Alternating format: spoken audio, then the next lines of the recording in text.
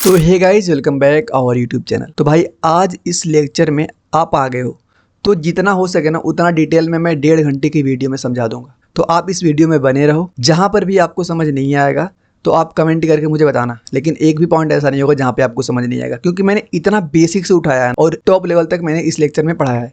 तो पूरे लेक्चर में आप जुड़े रहिए। और सबसे इंपॉर्टेंट नोटिफिकेशन जो आपको हमें देनी है इस टाइम पे, मुझे जहाँ तक पता है ना, सबसे ज़्यादा इंपॉर्टेंट नोट्स की होती है। भैया हम क्या पढ़ें, क्योंकि मिड टर्म एग्जाम आपके आ रहे हैं। अभी मिड टर्म एग्जाम के पास आपका मेन एग्जाम आएगा, तो नोट्स में दिक्कत हो सकती है। तो जो हैंड रिटन नोट मैंने यहाँ पे आपको जिसमें पढ़ाया है, वह आप समझ लो ना कि जो लोग बड़ी बड़ी कोचिंग में 2 लाख 2.5 लाख रुपए दे के नोट्स को प्रोवाइड करते हैं, सेम वही नोट्स आपको मैं यहाँ पे बिल्कुल फ्री आप कॉस्ट में प्रोवाइड करूँगा। उसके लिए आपको करना क्या होगा, डिस्क्रिप्शन बॉक्स में मेरा टेलीग्राम चैनल है, उसको ज्वाइन करो, वहाँ पर मैंने अपलोड कर रखी। और जैसा भी आपको लेक्चर लगे अपना फीडबैक जरूर दें, या तो कमेंट करें या तो लाइक करें। तो चलिए पढ़ना स्टार्ट करते हैं। आप जहाँ तक सोच सकते हो कि भैया इसके नीचे भी कुछ बेसिक होता है क्या, तो मैं वहाँ से स्टार्ट करूँगा, ठीक है ना। और कहाँ तक मैं जाऊँगा, इस लेक्चर को अगर आप देख लेते हैं तो मैं मेन प्रेफरेंस तो सीबीएसई को करके बना रहा हूँ। लेकिन अगर इस पूरे लेक्चर को देखने के बाद अगर आपके नीट लेवल या तो आपके जेई मेंस लेवल के कोई क्वेश्चन अगर बच जाते हैं लास्ट में, तो आगे नीचे कमेंट में जो मर्जी वो बोल के जा सकते हो। क्योंकि मैंने यह जो नोट्स बनाया है भाई ना, ये नोट्स आपका मैं प्रेफरेंस दूँ तो यह नोट्स मैंने पढ़ा है भाई 2.5 लाख रुपया फीस दे के एलन इंस्टीट्यूट में, तो उसका नोट्स है। तो मैं वहाँ पे एक बात तो खासियत है उसकी, जो भी हो वह एवरेज स्टूडेंट को ध्यान में रख के नहीं पढ़ाते हैं। उनका भाई है कि उनको बेस्ट कंटेंट देना है। अब जो उस लेवल का पढ़ना चाहता है वह पढ़ के अपना क्रैक करे भाई, ठीक है ना। तो यहाँ पे नोट्स तो आपको यहाँ पे बेस्ट ही मिलेगा। अब आपके ऊपर डिपेंड करता है कि आप कितना गेन करते हो। मेरी ड्यूटी यहाँ पे क्या है कि आपको हर पॉइंट को समझाना, हर पॉइंट को मैं समझा दूंगा आपको। आपकी ड्यूटी क्या है भैया, पूरे हर पॉइंट को समझ के उसको अपनी ज़िंदगी में उतारना, मतलब कि नोट्स का रिवीजन करना। उसके इस लेक्चर के बाद आपको कहीं भी भटकने की आवश्यकता नहीं पड़ेगी। तो चलिए स्टार्ट करते हैं हमारा चैप्टर का नाम क्या है हमारे, IUPAC नेमिंग। सबसे पहले इसमें हम बेसिक पार्ट देखें तो जैसे ये हमारी ऑर्गेनिक केमिस्ट्री है। ऑर्गेनिक केमिस्ट्री का मतलब ही क्या है भाई, कि हमें कार्बन के बारे में बहुत बेहतर ढंग से जानना पड़ेगा कि कार्बन की क्या क्या प्रॉपर्टी है। तो कार्बन की सबसे पहले नंबर की जो प्रॉपर्टी होती है ना, वो कैसी होती है, टेट्रावैलेंट। तो अब ये समझो टेट्रावैलेंट भैया क्या होता है, पहले इसी को समझाओ। टेट्रावैलेंट, अब देखो टेट्रा का मतलब होता है 4, ठीक है ना। वैलेंट का मतलब होता है वैलेंसी। तो जिसके पास 4 वैलेंसी होगी ना, उस वो क्या होगा, हमारा टेट्रावैलेंस। तो कार्बन की वैलेंसी कितनी होती है, 4 होती है। कैसे पता कार्बन की वैलेंसी 4 होती है, जब कभी आप कार्बन का इलेक्ट्रॉनिक कॉन्फ़िगरेशन करेंगे, इसका एटॉमिक नंबर होता है 6। जब कभी आप इसका इलेक्ट्रॉनिक कॉन्फ़िगरेशन करेंगे तो वह आती है 1s2 2s2 2p2। 2 इलेक्ट्रॉन यहाँ पे, 2 इलेक्ट्रॉन यहाँ पे, 2 इलेक्ट्रॉन यहाँ पे, कितने इलेक्ट्रॉन हो गए, 6 इलेक्ट्रॉन। अगर आपको इलेक्ट्रॉनिक कॉन्फ़िगरेशन नहीं आता है तो यहाँ पे आपको आई बटन दिख रहा होगा, ठीक। या आई बटन के पास मैं इलेक्ट्रॉनिक कॉन्फ़िगरेशन की वीडियो बना के छोड़ा हूँ अलग से, बस इलेक्ट्रॉनिक कॉन्फ़िगरेशन के ऊपर ही है। तो उस वीडियो को वहाँ पे आप जाके देख लेना, तो आपको वह चीज़ समझ आ जाएगी, ठीक। तो अब देखो बात करते हैं, यह तो हो गई जैसे हमने भरा क्या, 1s2 2s2 2p2। इस वाले सेल को बोलते हैं जो सबसे बाहर दिख रही है, इसको बोलते हैं आउटर मोस्ट सेल। तो आउटर मोस्ट सेल में जितने भी इलेक्ट्रॉन पाए जाते हैं उन्हीं को हम बोलते हैं वैलेंस इलेक्ट्रॉन। तो देखो आउटर मोस्ट में कितने पाए जा रहे हैं, 2, और यह 2 2 2 मिला के 4, इसीलिए इसको क्या बोलते हैं, हम टेट्रावैलेंट बोलते हैं। अब देखो यह एस सब सेल जो आपका है, एस में एक ऑर्बिटल होता है। एस के पास आपके एक ऑर्बिटल होता है, पी के पास आपके 3 ऑर्बिटल होते हैं, डी के पास आपके 5 ऑर्बिटल होते हैं, एफ के पास आपके 7 ऑर्बिटल होते हैं। तो यह देखो आपके पास यह जो ऑर्बिटल दिख रहा है, एक मिनट, यह जो आपका ऑर्बिटल दिख रहा है किसका, एस ब्लॉक का, मैक्सिमम 2 इलेक्ट्रॉन आ सकते हैं, और यहाँ पे 2 भरा भी है, तो हमने 2 का 2 इलेक्ट्रॉन यहाँ पे भर दिया। पी में देखो हमारे 3 ऑर्बिटल होते हैं, लेकिन इसमें 2 इलेक्ट्रॉन, तो हमने 2 इलेक्ट्रॉन को भरा, तो इसमें 2 हमको अनपेयर इलेक्ट्रॉन दिखाई दे रहे हैं। या जो 2 अनपेयर इलेक्ट्रॉन है यही क्या करते हैं, बॉन्ड में पार्टिसिपेट करते हैं। लेकिन आपने देखा होगा कि भैया कार्बन तो 4 बॉन्ड बनाता है। तो ground state, carbon ground state में 2 ही बॉन्ड बनाता है, कितने, 2। लेकिन ये 2 बॉन्ड बना के एग्जिस्ट ही नहीं करता, तो यह क्या करता है, अपने आप को एक्साइट करता है। कोई भी मान लो कोई भी हमारा एलिमेंट हो, वह एक्साइट कब करता है, जब कभी हम उसको एनर्जी देते हैं। अब देखो यहाँ पे पहले एस में हमारा 2 इलेक्ट्रॉन था ना, तो भाई स्टेबल है, क्या उसको ज़रूरत है कि मतलब अपनी 1 इलेक्ट्रॉन उसमें रखेगा, वो तो स्टेबल पहले से है। तो अब यहाँ से यह क्या करेगा ना, हम यहाँ पे इसको एनर्जी देकर ना अनस्टेबल करेंगे। एक लेसन आपको ध्यान देना है कि जो हमारी एनर्जी होती है, ठीक, जो हमारी एनर्जी होती है वो इन्वर्सली प्रोपोर्शनल होती है किसके, स्टेबिलिटी के, स्टेबिलिटी। तो यहाँ से मैं यही समझाना चाह रहा हूँ ना कि अब हम एनर्जी दे रहे हैं, किसको एनर्जी दे रहे हैं हम, इस वाले को, तो इसकी स्टेबिलिटी को हम कम कर रहे हैं। जैसे स्टेबिलिटी कम हो रही तो यहाँ से जो इलेक्ट्रॉन, पहले इसमें 2 इलेक्ट्रॉन हुआ करते थे, अब उसमें से एक इलेक्ट्रॉन को निकालना आसान हो गया, क्योंकि पहले स्टेबल था, अब हमने इसको एनर्जी दिया तो अनस्टेबल हुआ, तो यहाँ से एक इलेक्ट्रॉन निकाल दी। जैसे यहाँ से एक इलेक्ट्रॉन को निकाल के ना, यहाँ पे देखो यह एक खाली था ना, उसको यहाँ पे भेज दिए। अब गिनो कितने अनपेयर दिख रहे हैं, 1 अनपेयर, 2 अनपेयर, 3 अनपेयर, 4 अनपेयर। अब जैसे 4 अनपेयर हमारे यहाँ पे हुए,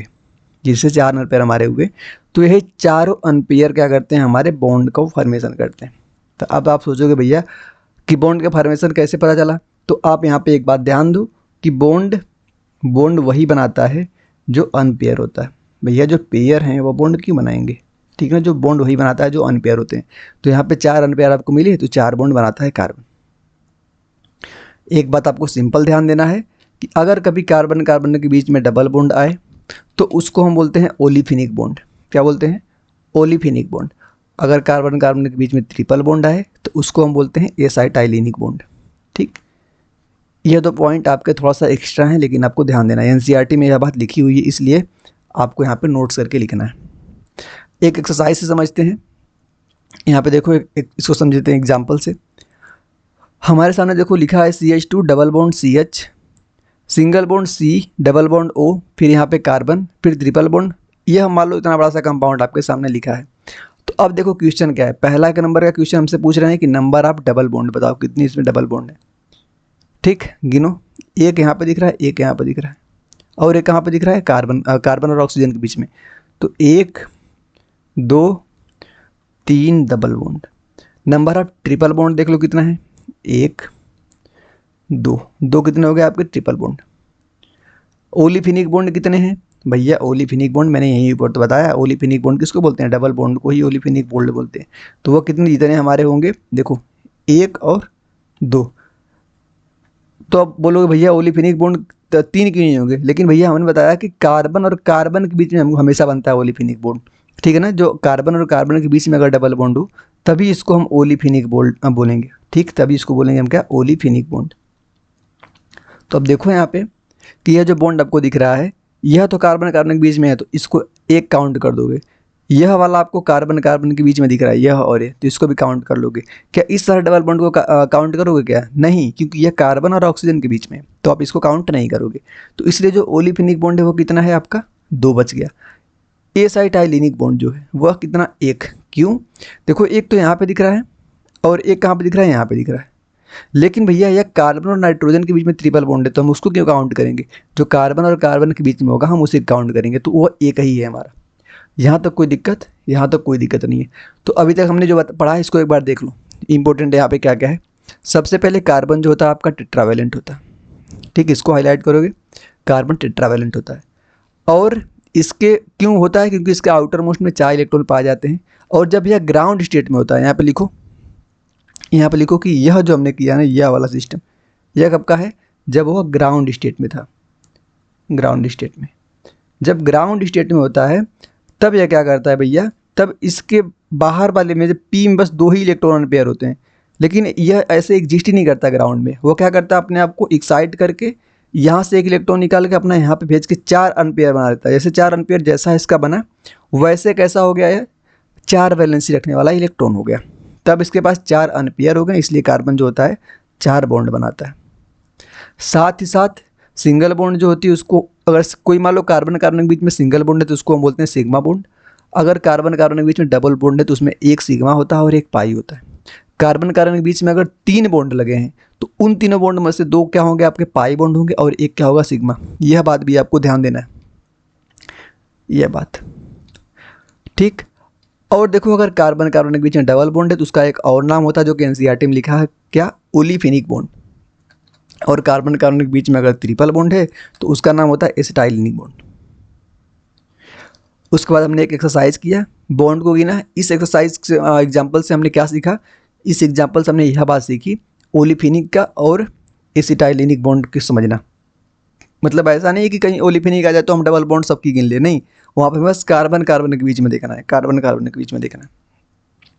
अब आगे पढ़ेंगे हम थोड़ा सा हाइब्रिडाइजेशन के बारे में। क्या पढ़ेंगे, किसके बारे में, हाइब्रिडाइजेशन के बारे में।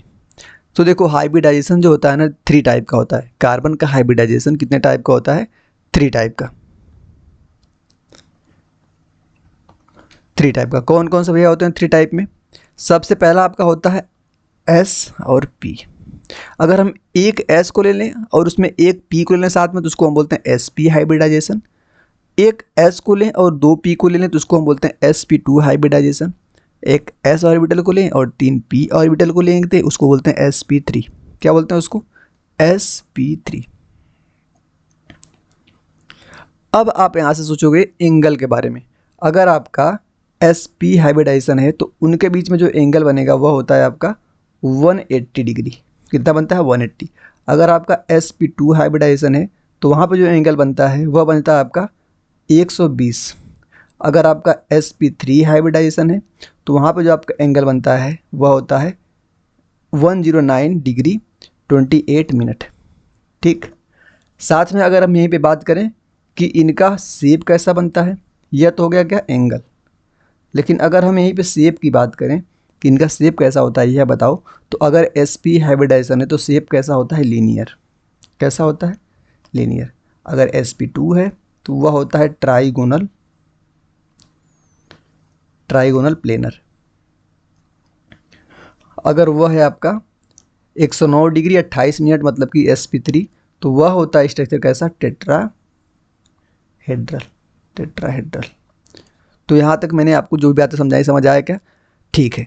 अब देखो यहाँ पे एक बात और समझो कि परसेंटेज कैरेक्टर की बात करेंगे। थोड़ा सा यह समझाओ भैया परसेंटेज कैरेक्टर क्या होता है। तो परसेंटेज कैरेक्टर पता कैसे समझते हैं? जैसे मान लो कि sp हाइब्रिडाइजेशन अगर है तो उसमें एक S है और एक P है, तो समझ आ गया ना कि 50% S है 50% P है, तो इसको हम बोलते हैं क्या? 50% इसमें S है। अगर sp2 है तो अब देखो एक S है 2 P है, तो यहाँ पे देखो S कितना होगा भैया? कम होगा ना P के रिस्पेक्ट में, तो S यहाँ पे कितना है? 33%, 33.3%। यहाँ पे देखो sp3 में S 25% है। तो अब यह समझ आ रहा है ना कि जैसे जैसे परसेंटेज S करेक्टर दिख रहा है यहाँ पे, यहाँ का मतलब मैं लिखता हूँ यहाँ पे कि देखो जैसे जैसे परसेंटेज S करेक्टर जो है आपका घट रहा है, एंगल भी क्या हो रहा है? एंगल भी क्या हो रहा है? आपका डिक्रीज हो रहा है। तो आप यहाँ से एक रिलेशन बना के याद कर लो कि percentage S character directly proportional to angle. ठीक। अगर आप चाहो तो इस रिलेशन को याद कर सकते हो, इसका काम आगे आपको बहुत चीज़ों में मिलेगा। ठीक। एक पॉइंट और यहाँ पे मुझे दिख रहा है, वह क्या है कि अगर प्योर p ऑर्बिटल है तो वह कहाँ पे होगा? हमेशा परपेंडिकुलर होगा किसके? sp2 प्लेन के। ठीक। कोई मान लो sp2 प्लेन है तो अगर वहाँ पे कोई प्योर p ऑर्बिटल है तो कैसा होगा? उसके परपेंडिकुलर होगा। यहाँ तक कोई दिक्कत? यहाँ तक मैंने आपको सारी बात समझाई है। ठीक। अब देखो वही बात यहाँ पर जो हमने समझाई थी कि परसेंटेज S करेक्टर जो है वो क्या होता है? आपके बॉन्ड एंगल के डायरेक्टली प्रोपोर्शनल होता है। अगर S करेक्टर आपका बढ़ रहा है तो एंगल भी क्या होगा? धीरे धीरे बढ़ेगा। कैसे? देखो sp में 50% S करेक्टर है तो वहाँ पे एंगल कितना है? 180 डिग्री। लेकिन अगर हम बात करें sp2 में तो वहाँ पे 120, एंगल घटा 180 से ना, तो कौन सा उस पर हो गया आपका बॉन्ड एंगल घटने के बाद? परसेंटेज S करेक्टर 33.3% हो गया।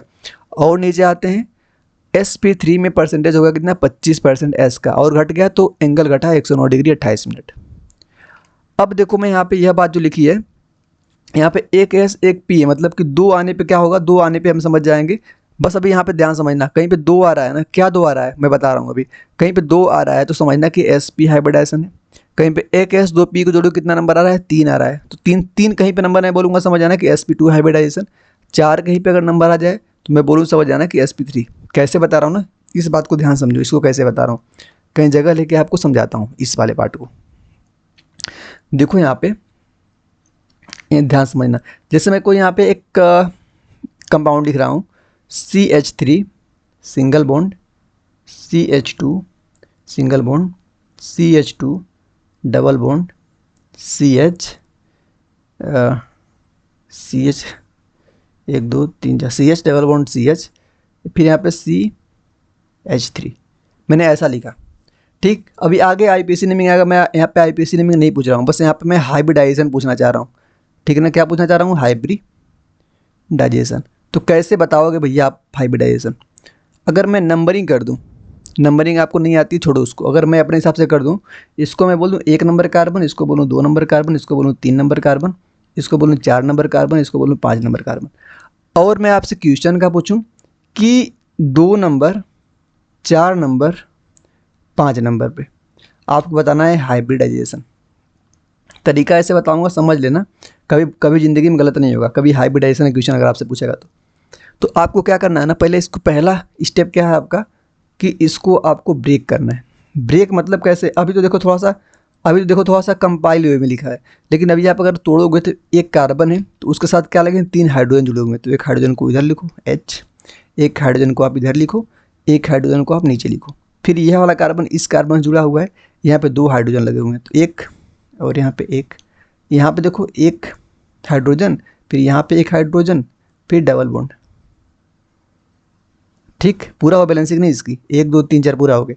फिर यह कार्बन, एक हाइड्रोजन यहाँ पे, ठीक, फिर यहाँ पे यह C, फिर यहाँ पे 3 हाइड्रोजन। इसको आप आराम से तोड़ लोगे, सिंपल है तोड़ना। और कौन कौन से नंबर है पूछा है, नंबरिंग क्या थी एक बार देखो जल्दी से। यह आपका 1 number, 2 number, 3 number, 4 number, 5 number. पहला नंबर पे अगर बात करूँ मैं तो कैसे करना है आपको, सबसे पहला स्टेप क्या करना है ना, कि आपको यह बात मैं समझाई थी, समझ आ गया था ना कि क्या क्या होगा। अगर कहीं पे अगर 2 नंबर आए तो समझना है कि वो sp हाइब्रिडाइजेशन है। 3 नंबर आए तो क्या समझना है, sp2। 4 अगर कहीं पे आए तो वह क्या समझना है, sp3। इस बात को ध्यान देना, इसी बात के कॉन्सेप्ट पे है। तो यहाँ से मैं क्या करता हूँ कि अब मुझे काटना है, कट करना है। तो कितने बॉन्ड यहाँ पे दिख रहे हैं, 4। 1 काटा, 2 काटा, 3 काटा, 4 काटने के बाद नंबर क्या आ रहा है यहाँ पे, 4। तो अब 4 नंबर पे यहाँ पे हम क्या देखें, sp3 ना। तो आप बोलोगे कि 1 नंबर का कार्बन जो है, 1 नंबर है कार्बन, उसके ऊपर sp3 हाइब्रिडाइजेशन है। अब बात करते हैं कौन सा, 4 नंबर पे। तो एक नहीं, एक का निकाल लिया ना, अगर मुझे इस पे निकालना है, आप 2 नंबर पे, तो 2 नंबर पे क्या करोगे, अब इसके बारे में काटोगे। अब ऐसा मत करना भैया इसको काट दिए एक बार तो अब नहीं इसको काटेंगे, नहीं, अब इसके लिए अब इसके बॉन्ड को देखेंगे। तो एक कट मारा हमने इस वाले को, एक कट को पेन चेंज करने दो, एक कट हमने ये मारा, दूसरा कट हमने यहाँ मारा, तीसरा कट ऐसा मत करना है, बट डबल बॉन्ड है तो 2 बार कट मारना है, कट हमको एक ही बार मारना है। यहाँ पे हमने कट मारा, कितना बार लगा है, 1 2 3। तो सेकेंड कार्बन पे हमने 3 कट मारा है, सेकेंड कार्बन पे हमने 3 कट मारा है। 3 पे क्या होता है, sp2। तो इसके ऊपर कौन सा हाइब्रिडाइजेशन, sp2 हाइब्रिडाइजेशन। 5 नंबर पे देखो, यहाँ पे देखो, यहाँ पे 1 cut, 2 cut, 3 cut, 4 cut. 4 cut पे क्या आता है हमारा, 5 नंबर कार्बन पे 4 कट मारा, 4 कट पे आता है sp3। इस प्रकार से अगर आपसे कोई क्वेश्चन पूछे तो कभी ज़िंदगी में गलत नहीं करना है आपको, कर लोगे ना। चलो अब देखो इधर आते हैं,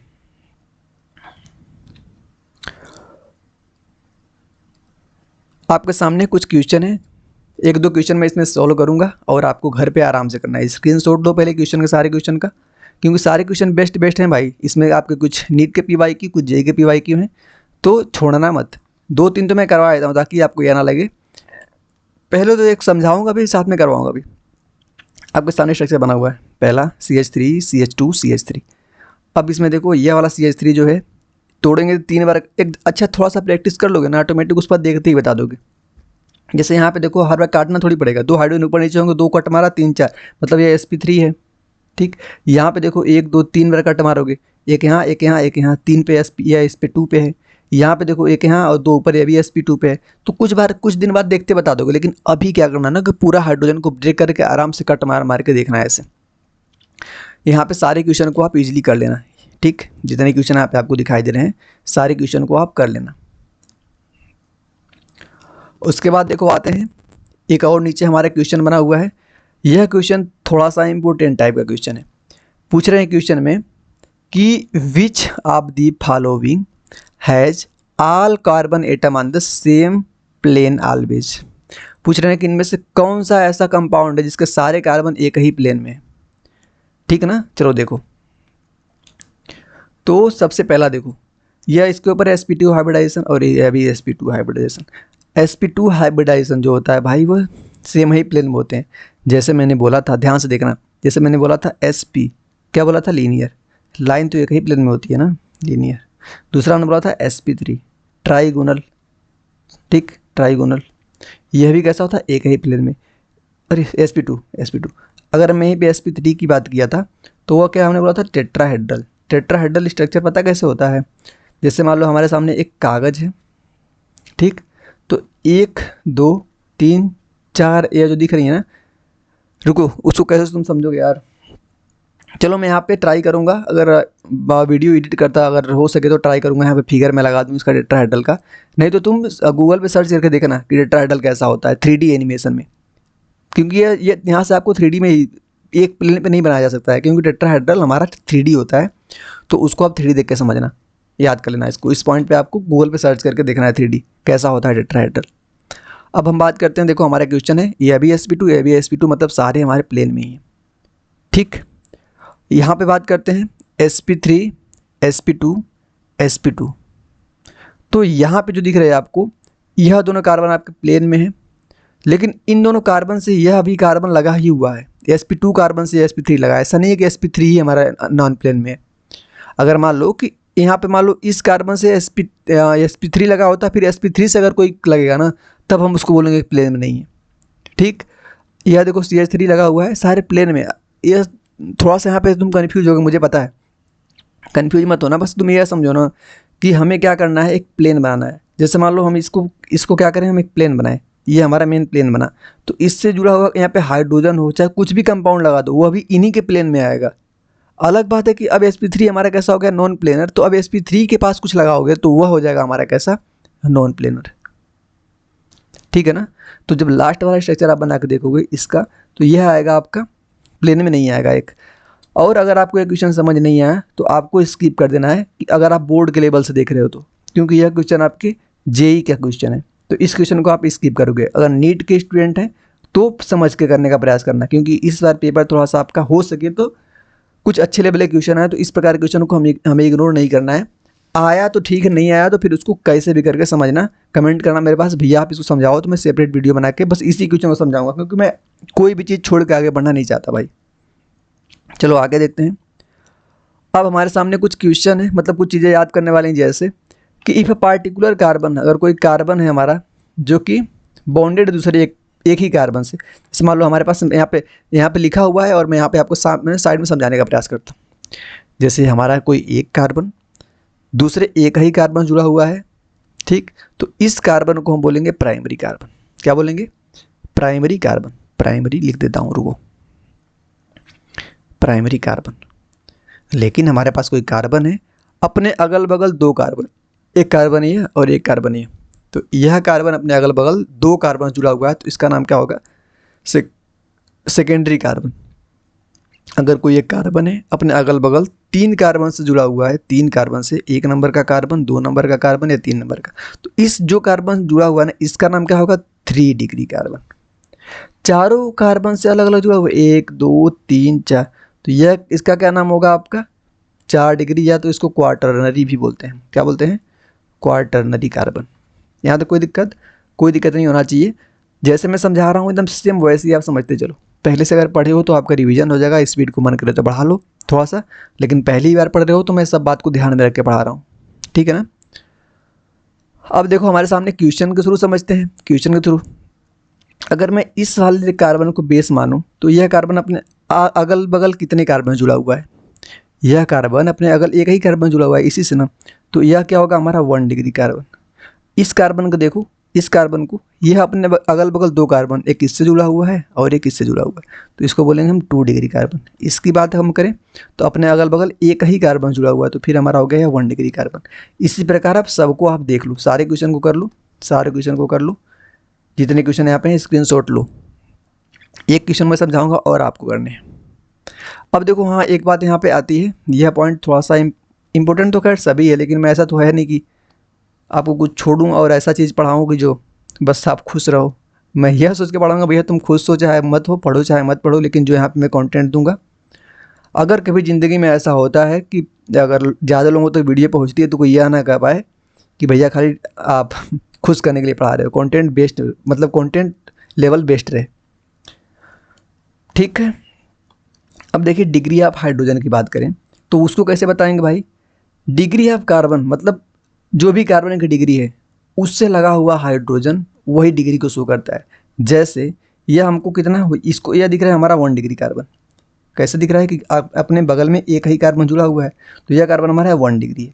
तो इस 1 डिग्री कार्बन से लगी सारे हाइड्रोजन जो है, ठीक, इसका नाम क्या होगा हमारा primary hydrogen. Degree of carbon to which is bonded, degree of carbon मतलब कि जिस डिग्री के कार्बन से, मतलब एक डिग्री से जुड़े जितने भी कार्बन हैं, जुड़े कार्बन, वही उनकी क्या होगी, हाइड्रोजन की डिग्री होगी, ठीक ना, वही क्या होगी इनकी हाइड्रोजन की डिग्री। ये समझ गया ना।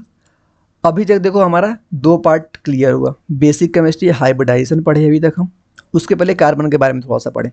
अभी तक हमारा चैप्टर शुरू नहीं हुआ है, चैप्टर शुरू होता है आपका अब ऑर्गेनिक कंपाउंड से। ऑर्गेनिक कंपाउंड जो होते हैं आपके 2 प्रकार के होते हैं, एक होते हैं साइक्लिक, दूसरा होता है आपका नॉन साइक्लिक, जिसको हम ओपन चेन भी बोलते हैं। जो साइक्लिक होता है ये, इसको भी आगे 2 भाग में बांटा गया है, एक को बोलते हैं हम होमोसाइक्लिक, दूसरे को बोलते हैं हम हेट्रोसाइक्लिक। होमोसाइक्लिक को कैसे बोलते हैं भाई, डिफिनेशन समझाओ उसको आप। अगर if all atom of ring, जिसमें सारे क्या हों आपके कार्बन ही हों, जैसे मैं कोई रिंग बना दूं, मैंने ऐसा एक रिंग बना दिया, ऐसा एक रिंग बना दिया, तो इस रिंग में देखो सारे जैसे यहाँ पे जो लगे हुए हैं ना, इसको यहाँ पे कार्बन होगा, यहाँ पे कार्बन होगा, यहाँ पे कार्बन होगा, यहाँ पे कार्बन होगा, यहाँ पे कार्बन होगा, यहाँ पे कार्बन। पहली बात तो यह पूरा साइकिल कंप्लीट है, तो इसको क्या बोलोगे आप, साइक्लिक बोलोगे, इसको साइक्लिक बोलोगे। और इस साइकिल में सारे रिंग में सारे एटम जो आपको दिख रहे हैं, सारे कार्बन ही दिख रहे हैं, सारे एटम कार्बन ही दिख रहे हैं, तो इसको क्या बोलोगे आप, होमोसाइक्लिक। क्या, होमोसाइक्लिक। लेकिन दूसरा जो पढ़ना है आपको हेट्रोसाइक्लिक। अगर मान लो कि हमने एक रिंग बनाई, हमने यहाँ पे एक रिंग बनाई, यहाँ पे सारे कार्बन थे, carbon carbon carbon carbon carbon, लेकिन लास्ट वाला यहाँ पे आपको मान लो नाइट्रोजन जुड़ गया, यहाँ पे एक नाइट्रोजन जुड़ गया। तो अब देखो इस रिंग में सारे कार्बन ही क्या, नहीं, एक नाइट्रोजन आ गया। इसलिए कोई भी एटम अगर डिफरेंट हुआ कार्बन के अलावा, तो इसको हम बोलते हैं क्या, हेट्रोसाइक्लिक। कोई दिक्कत नहीं, कोई दिक्कत नहीं। आगे आओ, एग्जाम्पल आपके यहाँ पे बताना है, होमोसाइक्लिक और हेट्रोसाइक्लिक का आपको पहचानना है, पहचान लोगे ना। अब तो इतना बढ़िया समझा दिया, अब तो पहचान ही लोगे। आपके सामने एक रिंग दिखाई दे रही है, यहाँ पे आपके सामने यहाँ पे एक रिंग दिखाई दे रही है, ये वाली। तो इस रिंग से आप देख के यह बताओ कि इस रिंग में कोई कार्बन के अलावा कोई दूसरा है क्या, नहीं, तो इसका कौन सा होगा हमारा, होमोसाइक्लिक। ये क्या होगा, होमोसाइक्लिक। अब यहाँ पे देखो सारे कार्बन है, होमोसाइक्लिक। यहाँ पे देखो एक आ गया बीच में नाइट्रोजन, तो यह हो गया आपका हेट्रोसाइक्लिक, ठीक है ना। Ht मतलब क्या, हेट्रोसाइक्लिक। यहाँ पे देखो रिंग, अब देखो बाहर मत देखना, यहाँ पे नाइट्रोजन लग गया, नहीं, हमको रिंग में ही देखना है, रिंग में ही देखना है, सारे कार्बन है ना, होमोसाइक्लिक। इसमें देखो नाइट्रोजन आ गया, हेट्रोसाइक्लिक। नीचे नाम भी देख लेना, कहीं पे ऐसी रिंग बनी हुई है नीचे नाइट्रोजन, इसका नाम होता है पिराइडिन। कहीं पे हमारे पास 5 कार्बन की रिंग, नीचे नाइट्रोजन लग गया, इसका नाम होता है क्या, पाइरोल रिंग। इसको क्या बोलते हैं, पाइरोल। ध्यान देते जाना नाम को। कहीं पे हमारे सारे कार्बन नीचे अगर ओ लग गया 5 कार्बन की रिंग में, 2 यहाँ पे 2 डबल बॉन्ड लग गया, इसका नाम होता है फ्यूरोन। ये भी क्या है, हेट्रो। तो और सब आपको देख लेना, इसका नाम थायोपीन है, इसलिए नाम भी यहाँ पे लिख देता, क्या समझते रहो, ठीक। और सारे एग्जाम्पल देख लो आप, एसिटाफिनोन, ये एसिटाफिनोन है, इसका नाम मिलेनिन है। कुछ ज़्यादा यहाँ पे है, लेकिन अगर कोई ऐसा तो है नहीं ना कि सबको बोर्ड ही प्रेफरेंस करके, बहुत लोग ऐसे भी होंगे जो लोग सीरियसली आगे की पढ़ाई भी कंटिन्यू करना चाह रहे होंगे, तो कंटेंट उनके लिए भी बेस्ट है। तो ऐसा भी देख लो कि ये सब चीज़ें भी अगर आप जानना चाहते हो थोड़ा सा बढ़िया जानकारी के लिए, अच्छी जानकारी के लिए, तो आप नोट्स कर सकते हो। और मैंने इंट्रो में बता ही दिया था कि आपको अपना यह मैं सेम नोट बिल्कुल फ्री आप कॉस्ट में दे दूंगा। भाई मैंने जितना पैसा लगा पढ़ा, मुझे नहीं फर्क पड़ता, सामने वाला इंसान को बढ़िया क्वालिटी की एजुकेशन मिलनी चाहिए, तो मैं अपना नोट्स आपको दे दूंगा, सेम ही नोट्स। लेकिन अगर आपको डिजिटल नोट्स भी चाहिए, जैसे मान लो जैसे पीपीटी मैंने पढ़ाया है पहले का, तो वह नोट्स, दोनों प्रकार के नोट्स मैं अपने टेलीग्राम चैनल पे प्रोवाइड कर दूंगा, लिंक डिस्क्रिप्शन में, ज्वाइन कर लो, या तो कमेंट करो कि भैया आप हमको यहीं पे दे दो, तो मैं डिस्क्रिप्शन में इसको पिन कर दूंगा। अब आओ नीचे, अगला पार्ट जो हमारा शुरू होता है, अगला पार्ट हमारा फंक्शनल ग्रुप का शुरू हुआ, ठीक। क्या, फंक्शनल ग्रुप।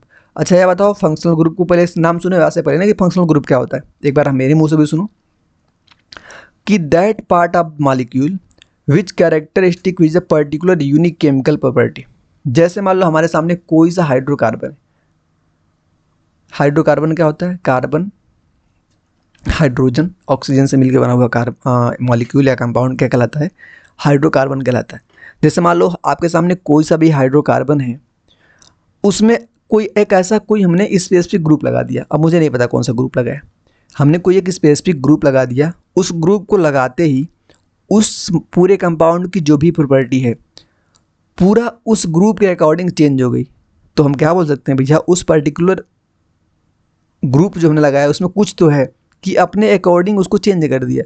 तो वो क्या किसकी प्रॉपर्टी होती है, फंक्शनल ग्रुप की प्रॉपर्टी होती है।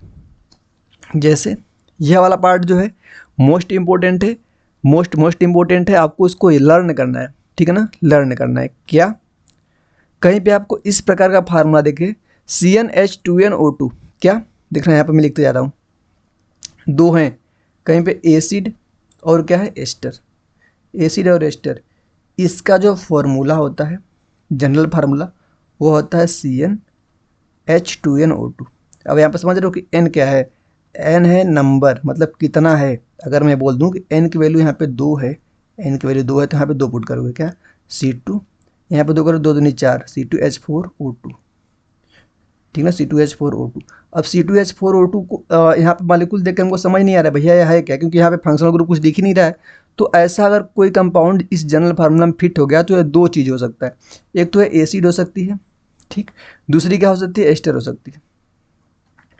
इसको एसिड कैसे लिखोगे यह बताओ, इसको एसिड ऐसे लिख सकते हैं CH3COOH, COOH। अब जोड़ लो, यहाँ पे एक कार्बन दो कार्बन C2, 3H एक H में 4 हो गया, एक O यहाँ पे एक O यहाँ पे O2। तो इसको हमने ऐसे भी लिख सकते हैं। अब इस वाले में तो हमको दिख रहा है क्या, COOH ग्रुप, यह ग्रुप जो होता है इसको बोलते हैं हम क्या, एसिड ग्रुप, एसिड ग्रुप। इसी का एक और नाम होता है, वो क्या होता है, कार्बोक्सिलिक एसिड, कार्बोक्सिलिक एसिड, ठीक है ना यहाँ तक। तो अब एक मैंने समझा दिया और ऑटोमेटिक याद करो, एसिड और एस्टर का जनरल नेम जो होता है CnH2nO2, CnH2nO2। और अगर बात करें हम किसकी, एल्कोहल की और ईथर की, तो एल्कोहल और ईथर का जो जनरल फार्मूला होता है वो होता है CnH2n+2O। इसको अपने दीवार के सामने जहाँ पर ये पढ़ाई करते हो, मैं मान के चलता हूँ कि आप पढ़ाई करने वाले स्टूडेंट जो भी इस वीडियो को देख रहे हो ठीक है ना, तो जहाँ पर भी आप पढ़ाई करते हो वहाँ पे इस इतने चीज़ को तो लिख के आप लगाओगे एक पेज पे, क्या कि एसिड और एस्टर का जनरल फार्मूला CnH2n+CnH2nO2। एल्कोहल और ईथर का फार्मूला जो होता है सेम होता है CnH2n+2O। एल्डिहाइड का और कीटोन का जनरल फार्मूला सेम होता है CnH2nO। ठीक, ये पता करना है, देखो इन दोनों का सेम है, तो कहीं पे एल्डिहाइड और कीटोन है, यह जो दोनों होते हैं आपस में फंक्शनल ग्रुप आइसोमर को शो करते हैं। इस बात को ध्यान देना, क्योंकि इनका अब आइसोमर अभी आगे पढ़ोगे, आइसोमर में आगे पढ़ाऊंगा। आइसोमर क्या होता है ना कि उनका जो जनरल मॉलिक्यूलर फार्मूला होता है वो सेम होता है, लेकिन स्ट्रक्चर अलग अलग होता है। तो अब देखो जनरल मॉलिक्यूलर फार्मूला यहाँ पे सेम ही दिख रहा है, लेकिन जैसे मैं इसका स्ट्रक्चर बनाना स्टार्ट करूँगा तो अलग अलग बनेंगे, क्योंकि यहाँ पे आपका एल्डिहाइड ग्रुप बन रहा है और यहाँ पे आपका कीटोन ग्रुप दिख रहा है आपको। एक नीचे और आओ, एमीन और एमाइड। यह एमीन और एमाइड जो होता है यह भी कैसा होता है, फार्मूला याद करो CnH2n+3n, इसका फार्मूला यह हो गया। नीचे देखो एल्कीन का फार्मूला, यह तीनों सबको पता होता है क्योंकि हम क्लास 10th में ही पढ़ते हैं। एल्कीन जो होता है CnH2n, ठीक, एल्कीन जो होता है हमारा CnH2n होता है। एल्काइन हमारा होता है CnH2n-2 होता है। इसको भाई याद करना, ऐसा नहीं, ऐसा मत बोलना कि भैया मतलब कि कॉन्सेप्ट बताओ, भैया कॉन्सेप्ट ही नहीं है यहाँ पे। जनरल फार्मूला आपको याद करना है, मैं अभी एक बार बोल दोबारा दिखाऊँ सारा कुछ भी करके, इस वाले पार्ट को आप याद करो। अब देखो हमको एक टर्म पढ़ना है, कभी कभी हमसे पूछ देंगे ना कि एमीन बताओ कौन सी डिग्री के एमीन है, इसका यूज पता कहाँ पे आएगा, जितना हम यहाँ पे पढ़ रहे हैं अगर इसको स्किप करके अगर आप सोचोगे कि ऑर्गेनिक केमिस्ट्री को स्ट्रांग कर लूँ तो ज़िंदगी में नहीं स्ट्रांग होने वाली है। जितना पार्ट मैं यहाँ पे पढ़ाऊँगा यह पार्ट पूरी केमिस्ट्री, पूरी ऑर्गेनिक केमिस्ट्री में यूज होने वाली है और भयंकर यूज होने वाला है। अगर डिग्री ऑफ एमीन ना बताऊँ और डायरेक्ट आपको मैं कभी आगे कुछ पढ़ाऊँ, जैसे मान लो रिएक्शन मैकेनिज्म में पढ़ाना स्टार्ट करूँ, कोई रिएक्शन आपके सामने दे दूँ, तो वहाँ पे आप बस रटोगे और ज़िंदगी भर रटोगे। कॉन्सेप्ट समझने के लिए हमें बेसिक बात जाननी पड़ेगी, तो अभी हम बेसिक पढ़ रहे हैं। तो अब समझेंगे कि डिग्री ऑफ एमीन कैसे निकालते हैं, और कभी कभी क्वेश्चन बेसिक पे ही बन जाते हैं। तो डिग्री ऑफ एमीन निकालने के लिए कैसे पता करेंगे कि नाइट्रोजन और कार्बन जो बॉन्ड होता है वही डिसाइड करता है आपकी डिग्री ऑफ एमीन। जैसे अगर नाइट्रोजन बॉन्डेड है एक कार्बन से, नाइट्रोजन अगर एक कार्बन से बॉन्डेड है तो वह कौन सी डिग्री होगी, प्राइमरी डिग्री। अगर एक नाइट्रोजन दो कार्बन से बॉन्डेड है तो उसकी डिग्री होगी 2।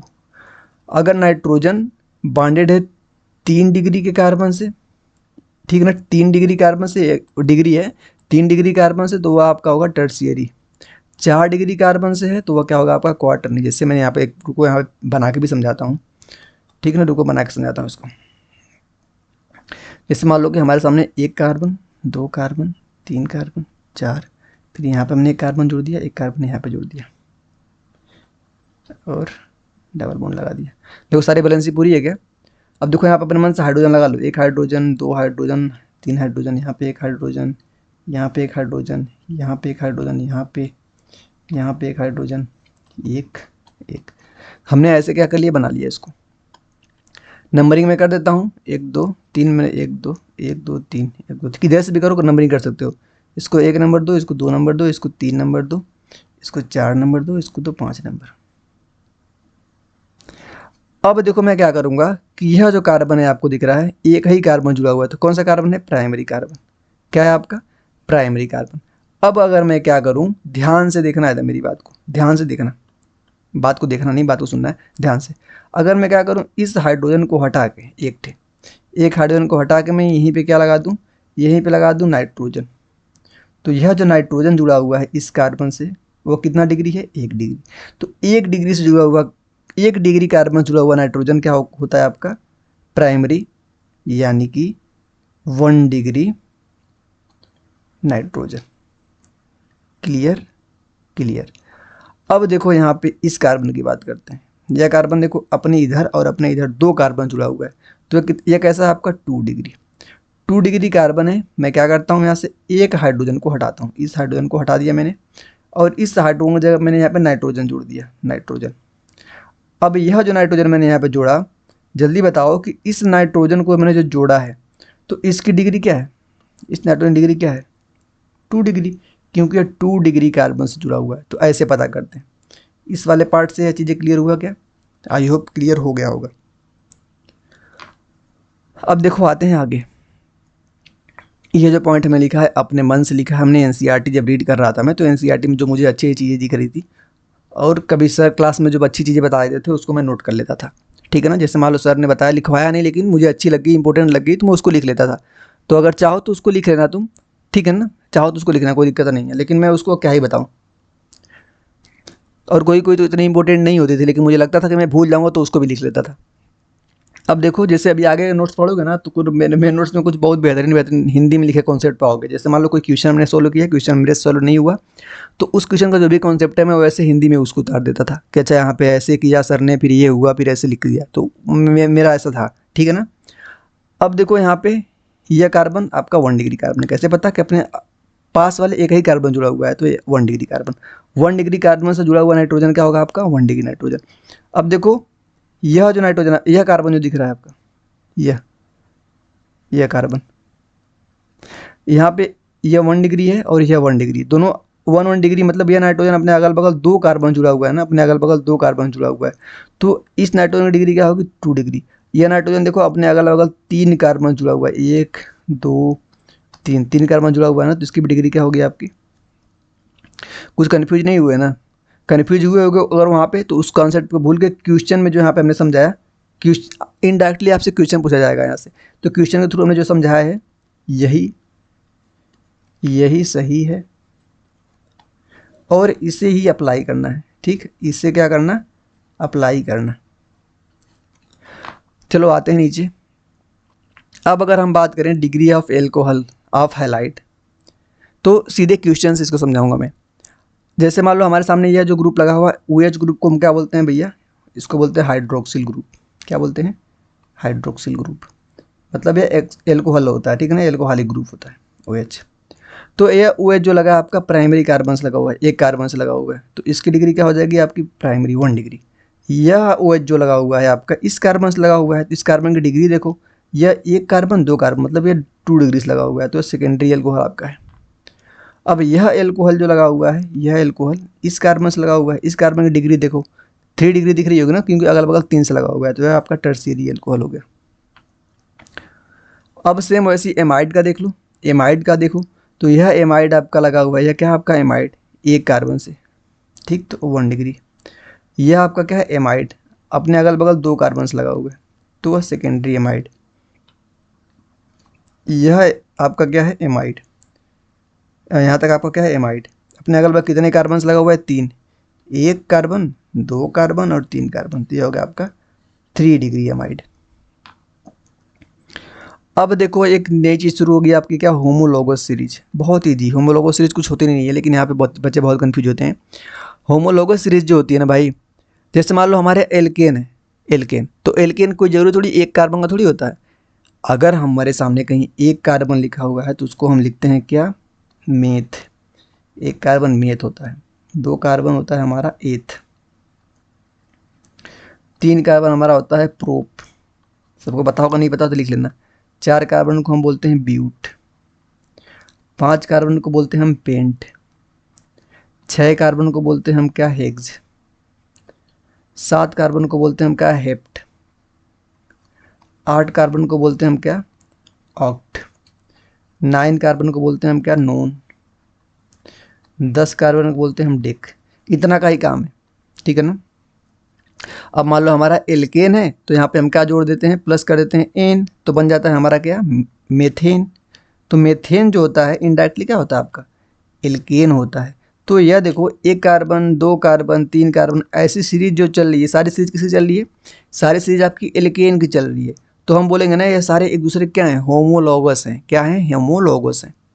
तो होमोलॉगस पहचानने की कुछ शर्तें होती हैं, और आपको शर्तें ही ध्यान देना है।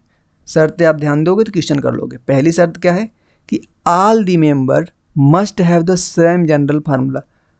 अब देखो एल्केन का किसी का तुम लिख लो, एल्केन का किसी का लिख लो, तो उन सब का जनरल फार्मूला क्या होगा, सेम होगा। जनरल फार्मूला एल्केन का क्या होता है पता है ना, एल्केन का जनरल फार्मूला होता है CnH2n+2, CnH2n+2। यह होता है आपका एल्केन का जनरल फार्मूला। अब इस फार्मूले को आप किसी में फिट करो, किस में, एथेन में फिट करो, मेथेन में फिट करो, प्रोपेन में फिट करो, ब्यूटेन में फिट करो, कहीं पे भी अगर आप फिट करेंगे इस फार्मूले को तो हर जगह फिट होगा। तो पहला कंडीशन तो फुलफिल होगी यहाँ से। अगर हम बात करें सेकेंड की, तो all can prepare same general method, सबको हम सेम जनरल मेथड के थ्रू ही प्रिपेयर करें। ऐसा नहीं है कि अलग अलग मेथड से हम सबको प्रिपेयर कर रहे हैं। तो दूसरी कंडीशन हमारी फॉलो करनी चाहिए, बिल्कुल करेगा हमारा alkene. All must have the same functional group, सबके पास फंक्शनल ग्रुप क्या होना चाहिए, सेम। अब देखो एल्केन होता है जो उसमें एन लगता है लास्ट में, डबल बॉन्ड आते हैं तो क्या लगता है, इन लगता है, ट्रिपल बॉन्ड में आइन लगता है, ये तो पता है ना। तो मैं मान देता हूँ पता होगा, लेकिन लिख देता हूँ यहाँ पर, रुको। अगर कहीं पे हमारा सिंगल बॉन्ड होता है ना, तो उसका मतलब जैसे कार्बन कार्बन के बीच में सिंगल बॉन्ड है, तो इसका मतलब क्या होता है, ये इन फंक्शनल ग्रुप है। अगर कार्बन कार्बन के बीच में डबल बॉन्ड है तो उसको हम क्या बोलते हैं, इन फंक्शनल ग्रुप। अगर कार्बन कार्बन के बीच ट्रिपल बॉन्ड है तो क्या होता है, आइन फंक्शनल ग्रुप। ठीक।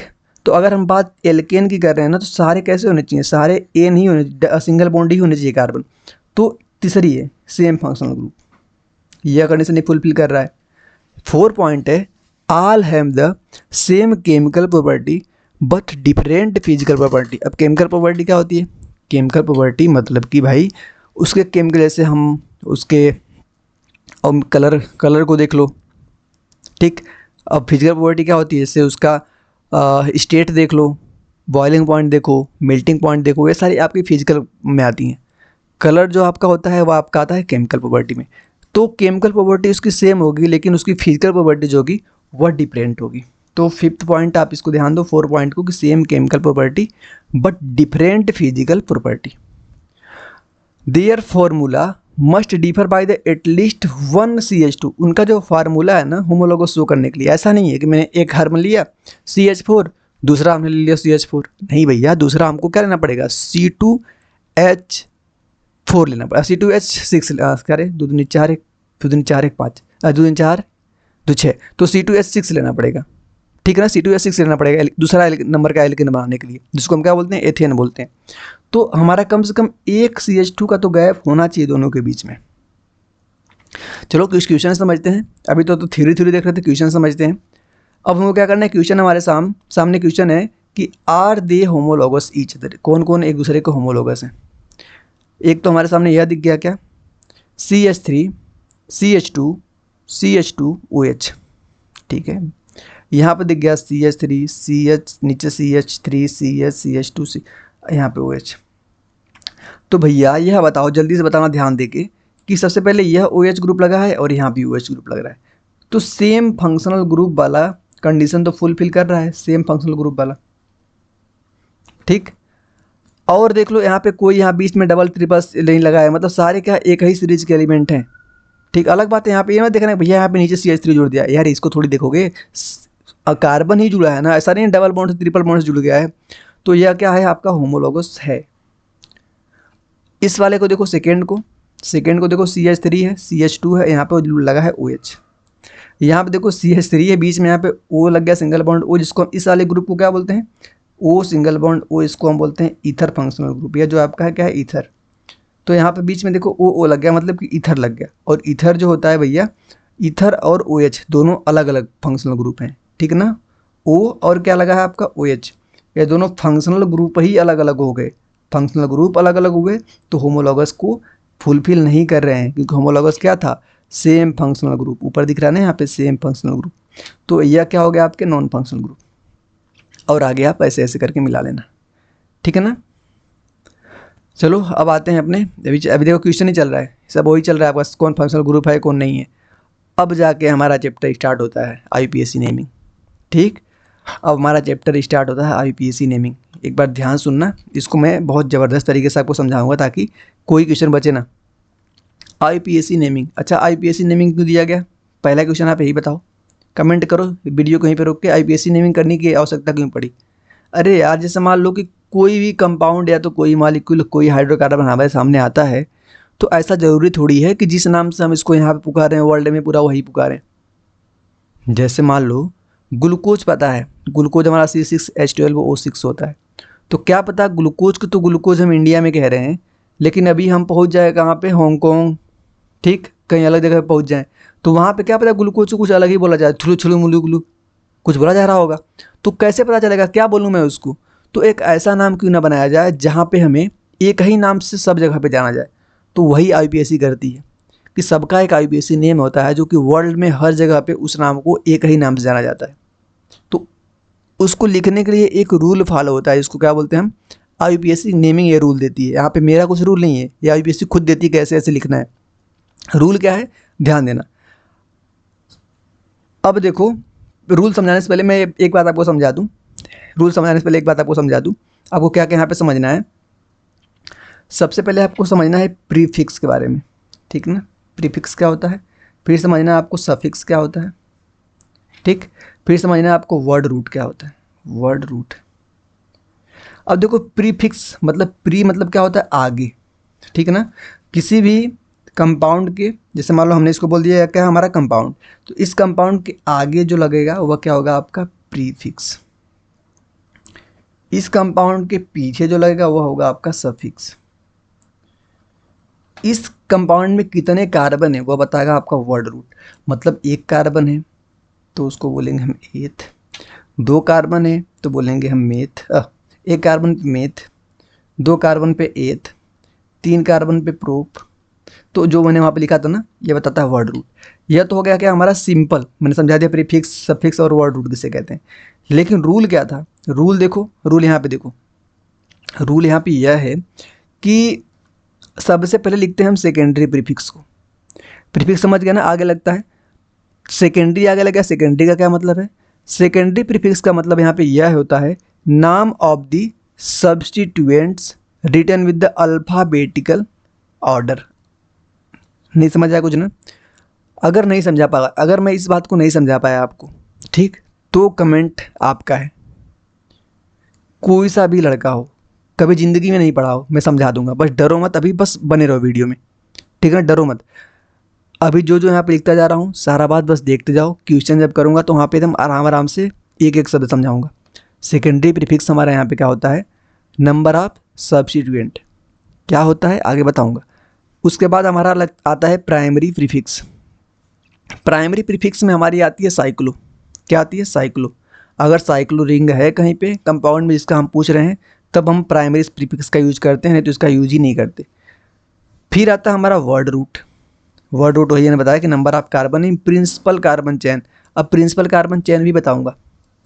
फिर थर्ड आता है हमारा प्राइमरी सफिक्स, सेकेंडरी सफिक्स। यह रूल है, इसको लिख लो, यह रूल है, इसको लिख लो। अब प्राइमरी सफिक्स में क्या आते हैं आपके बॉन्ड, कितने बॉन्ड है कार्बन कार्बन के बीच में, कितने बॉन्ड है। यहाँ तक क्लियर ना। चलो अभी आगे आगे कोई एग्जाम्पल जब तक नहीं लेंगे तब तक तुमको हवा नहीं लगेगा। अगर मान लो कार्बन कार्बन के बीच में एक कार्बन से एक क्या लगा है, एक कार्बन अगले डबल बॉन्ड से लगा तो उसको बोलते हैं हम इन, क्या बोलते हैं इन। अगर कार्बन कार्बन डबल बॉन्ड के दो हैं, ठीक है ना, जैसे मैंने क्या बोला देखो यहाँ पे ध्यान से।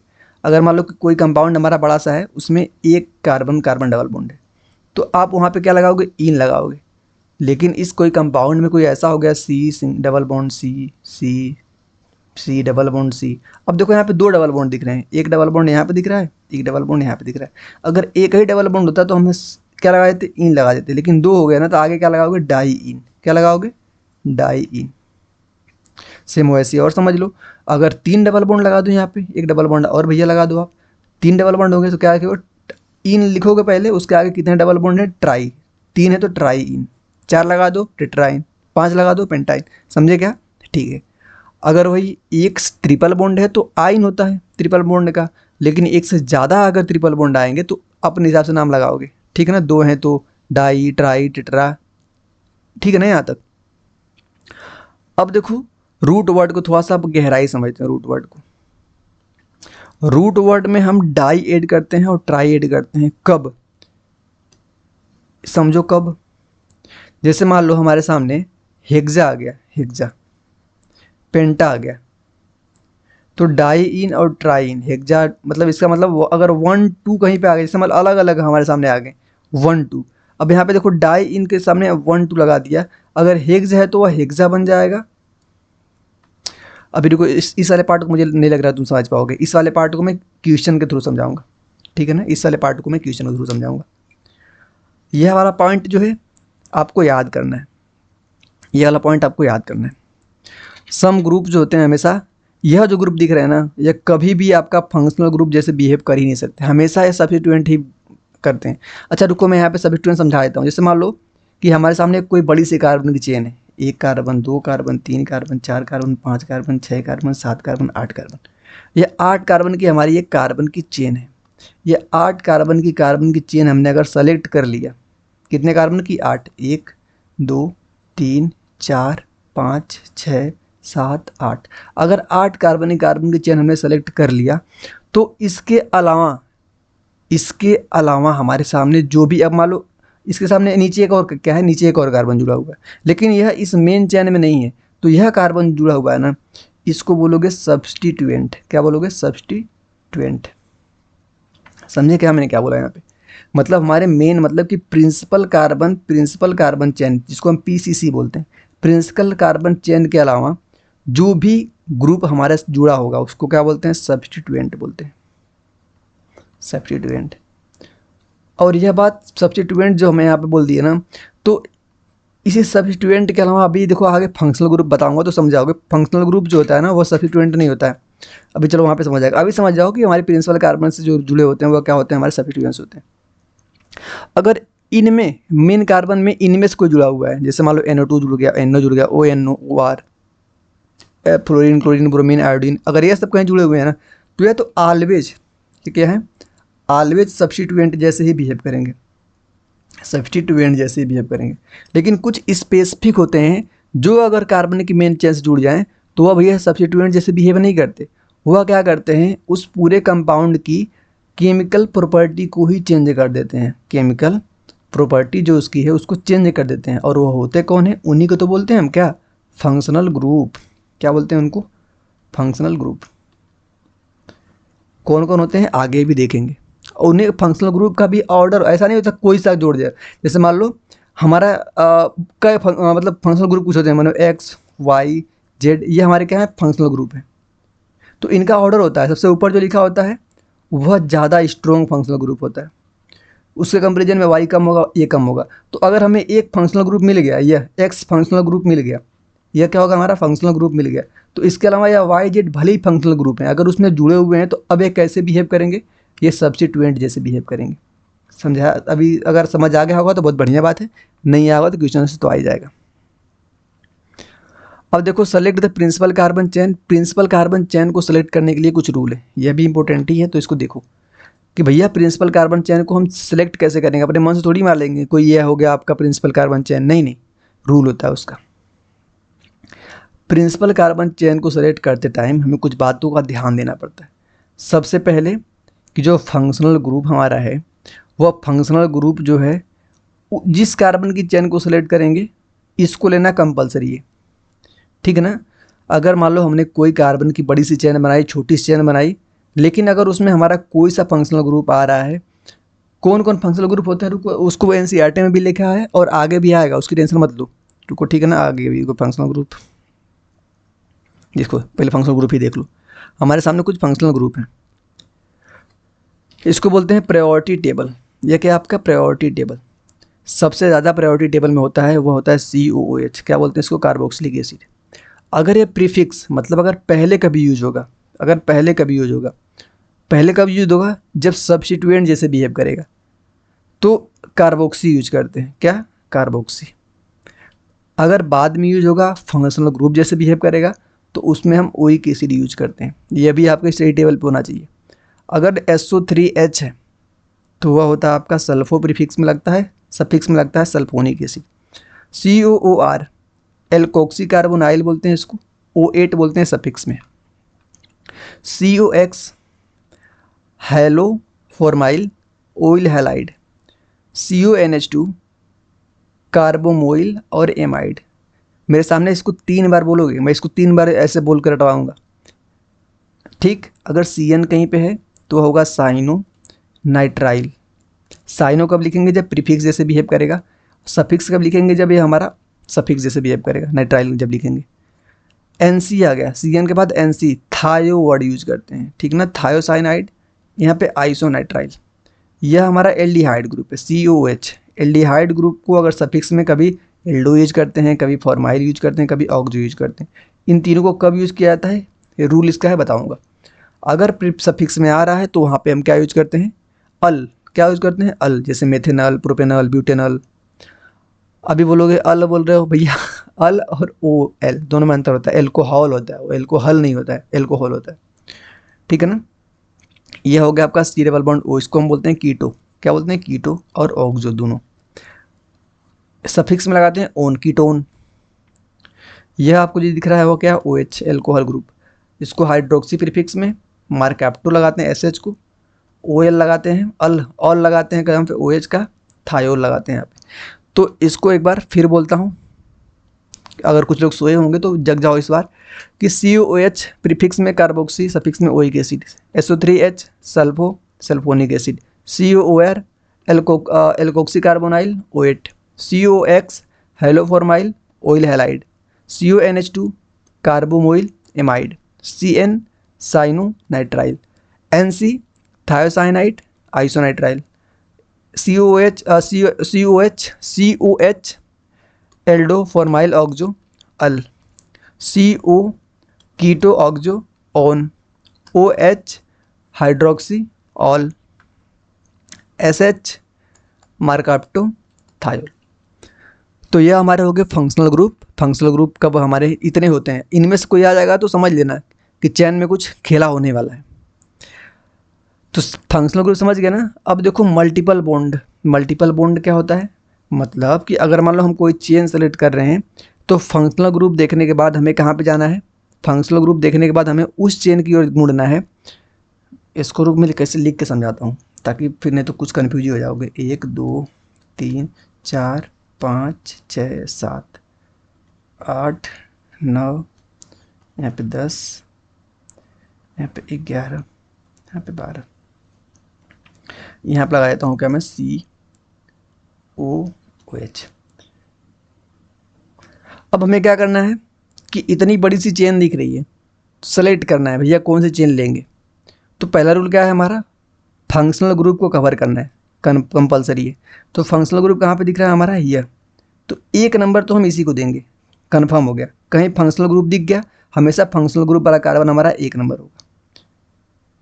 अब देखो अगर मल्टीपल बॉन्ड हैं तो उनको लेना ही लेना है, मल्टीपल बॉन्ड हैं तो उनको लेना ही लेना है। मल्टीपल बॉन्ड हमको लेकिन इसमें कहीं दिख ही नहीं रहे हैं।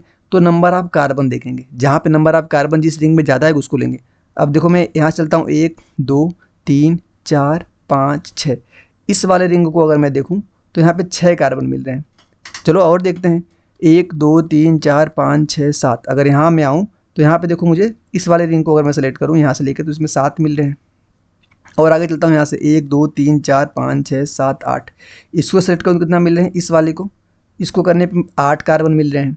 लेकिन 1 2 3 4 5 6 7 8 9, इस वाले चेन को सेलेक्ट करूँ इस वाले को तो हमको 9 मिल रहे हैं। तो सबसे ज़्यादा कहाँ पे हमको मिल गया, इस 9 नंबर वाले में। तो इस 9 नंबर वाली चेन को सेलेक्ट कर लोगे। अब इसके अलावा देखो, इसके अलावा बहुत कुछ लगे हुए हैं। इसके अलावा यह लगा हुआ है, यह ग्रुप लगा हुआ है, यह ग्रुप। अब यह सब मेन 4 कार्बन के चेन में नहीं है तो यह सारे कैसे बिहेव करेंगे, सब्स्टिट्यूएंट जैसे, ठीक है ना। अभी नाम कैसे लिखना वो नहीं समझा रहा हूँ, अभी कैसे हम चेन को सेलेक्ट करते हैं। अब अगला एग्जांपल देखो, हमारे सामने कोई चेन बनी हुई है 1 2 3 4 5 6 7 8। यहाँ पे लगा दिया मैं डबल बॉन्ड, यहाँ पे आया, यहाँ पे लगा दिया डबल बॉन्ड, यहाँ पे आया सिंगल बॉन्ड, यहाँ पे लगा दिया हमने C double bond O OH। अब हमको सेलेक्ट करनी है चेन, कैसे करेंगे। सबसे पहले तो यह वाला कार्बन हमको दिख रहा है क्या, फंक्शनल ग्रुप। तो फंक्शनल ग्रुप वाले कार्बन इसको तो पहला नंबर दे देंगे।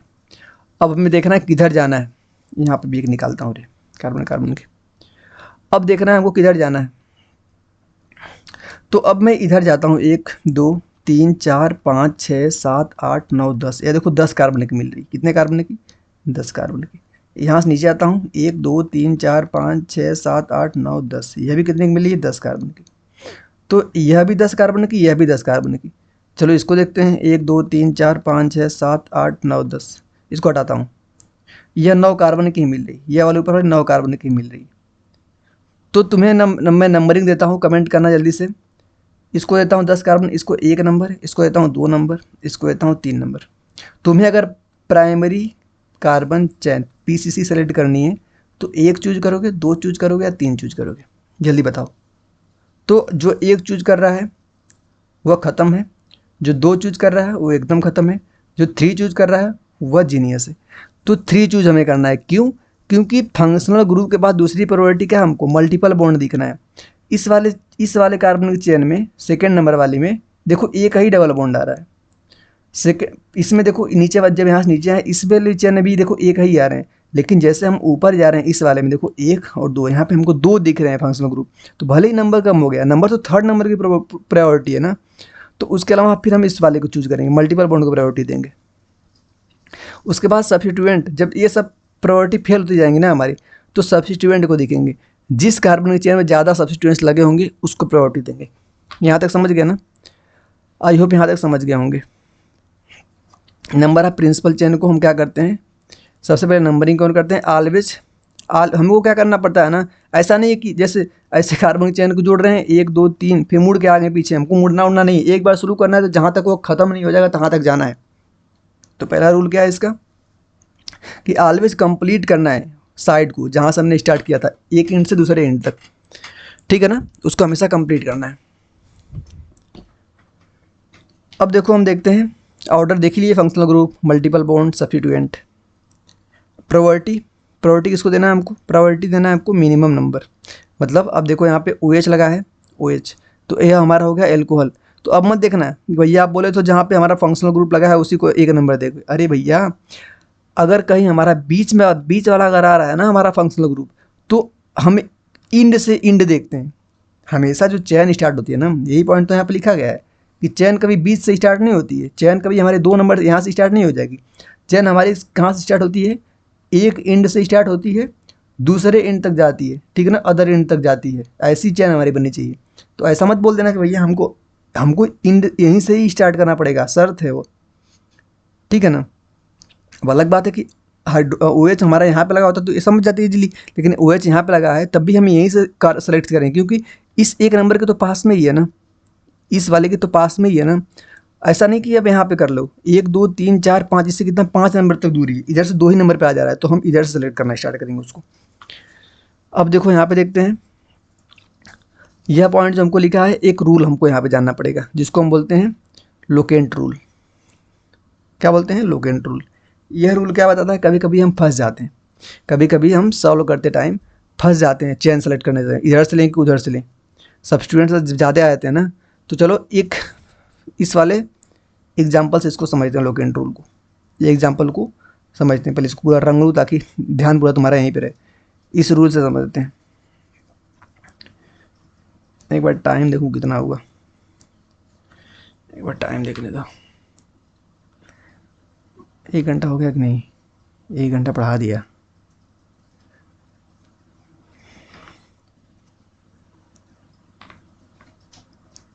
तो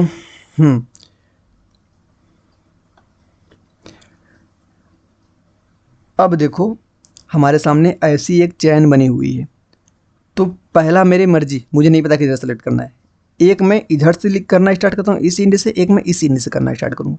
जब हमने इधर से जुड़ा, 1 2 3 नंबर इसको दिया, 4 5 6 7 8।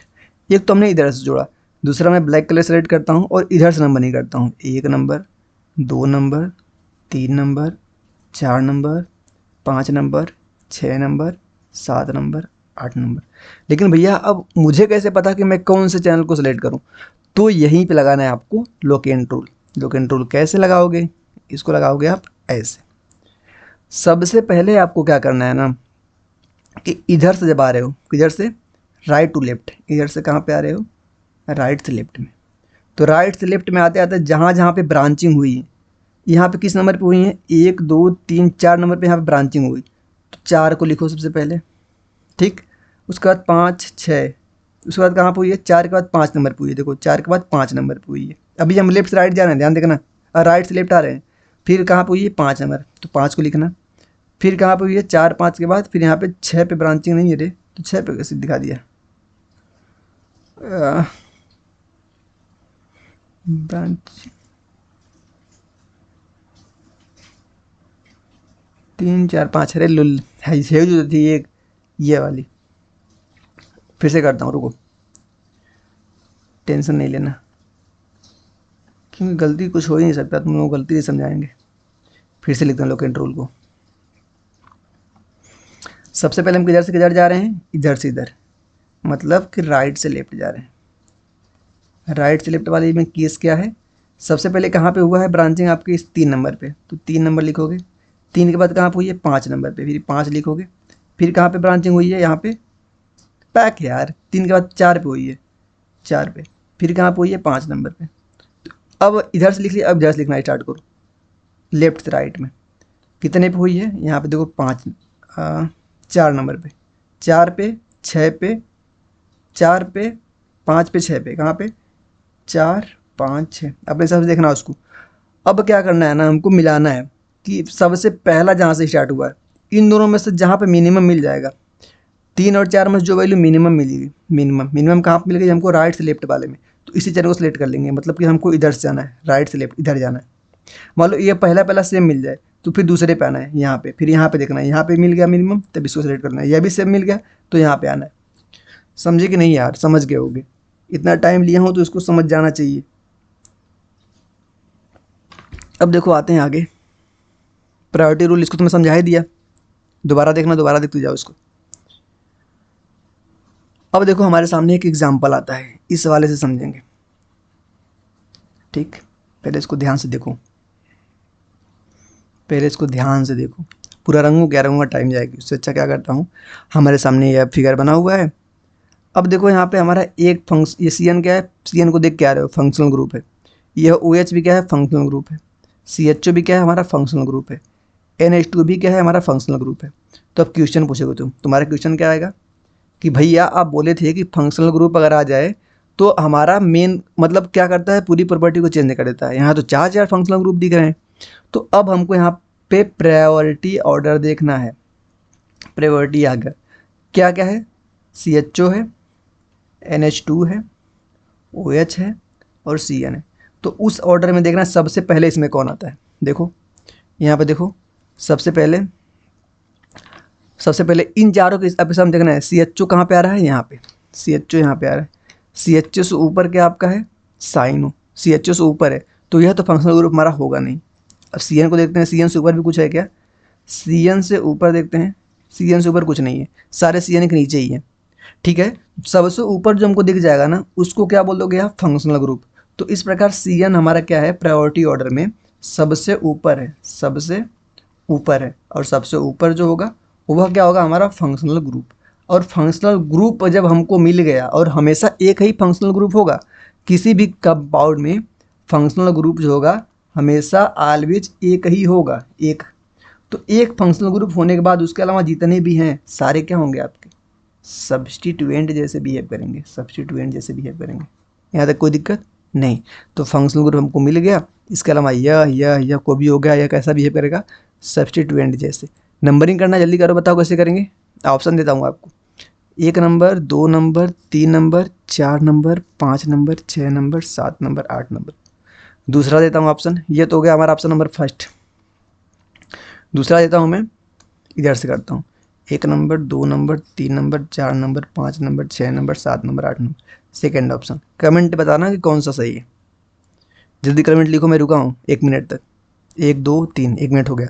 तो जो लोग ऑप्शन फर्स्ट सोचे हैं उनका करेक्ट है, जो सेकेंड सोचे हैं लेक्चर को फिर से प्ले करो। अब आ गए हम कहाँ पे, IPSC नेमिंग लिखने के करार पे। क्या करना है, राइट करना है हमको IPSC naming of the following. सबसे पहला एग्जांपल नोट करो कॉपी में, आंसर नीचे लिखा है, आंसर मत देखना। जैसे हमारे सामने क्या लिखा है कि CH नीचे लगा है OH, CH2 CH3। तो OH क्या है आपका, OH भैया हो गया फंक्शनल ग्रुप। तो यह तो क्लियर हो गया कि जहाँ से फंक्शनल ग्रुप नज़दीक होगा नंबरिंग वहीं से करना है। नंबरिंग हमारी होगी यहाँ से, यहाँ से, फिर होगी हमारी यहाँ से 2 3 नंबर 4 नंबर। ठीक, तो रूल क्या था, सबसे पहले लिखते हैं हम सेकेंडरी प्रीफिक्स को।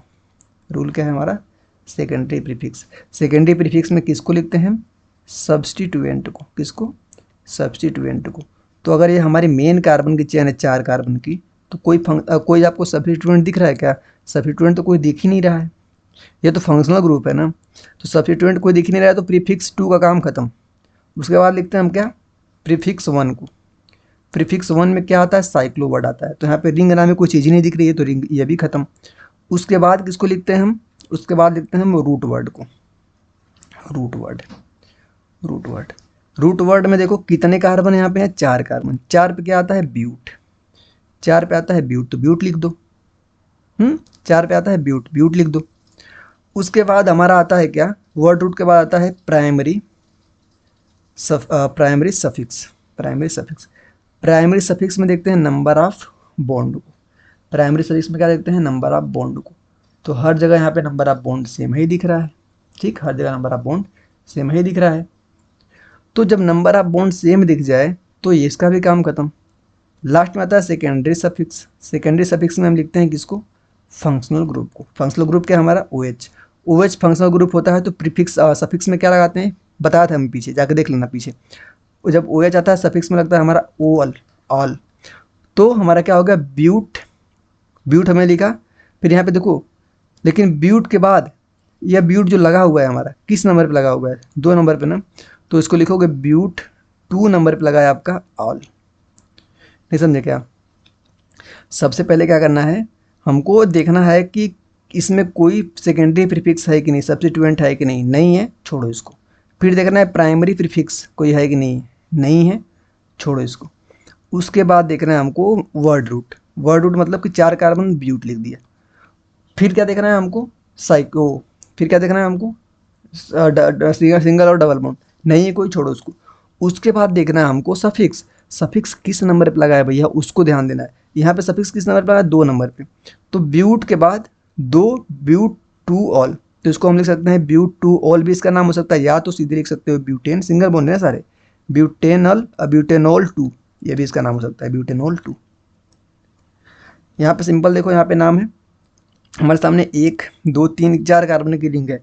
नंबरिंग करना है हमको। किधर से करेंगे? जहाँ से हमको सबसे पहले जहाँ पे हमको मल्टीपल बॉन्ड मिल जाएगा, नंबरिंग वहाँ से करनी। पूछो भैया यहाँ से क्यों नहीं करना? क्यों यहाँ से नहीं करना? क्योंकि हमें क्या देखना है? डबल बॉन्ड और ट्रिपल बॉन्ड को देखना है।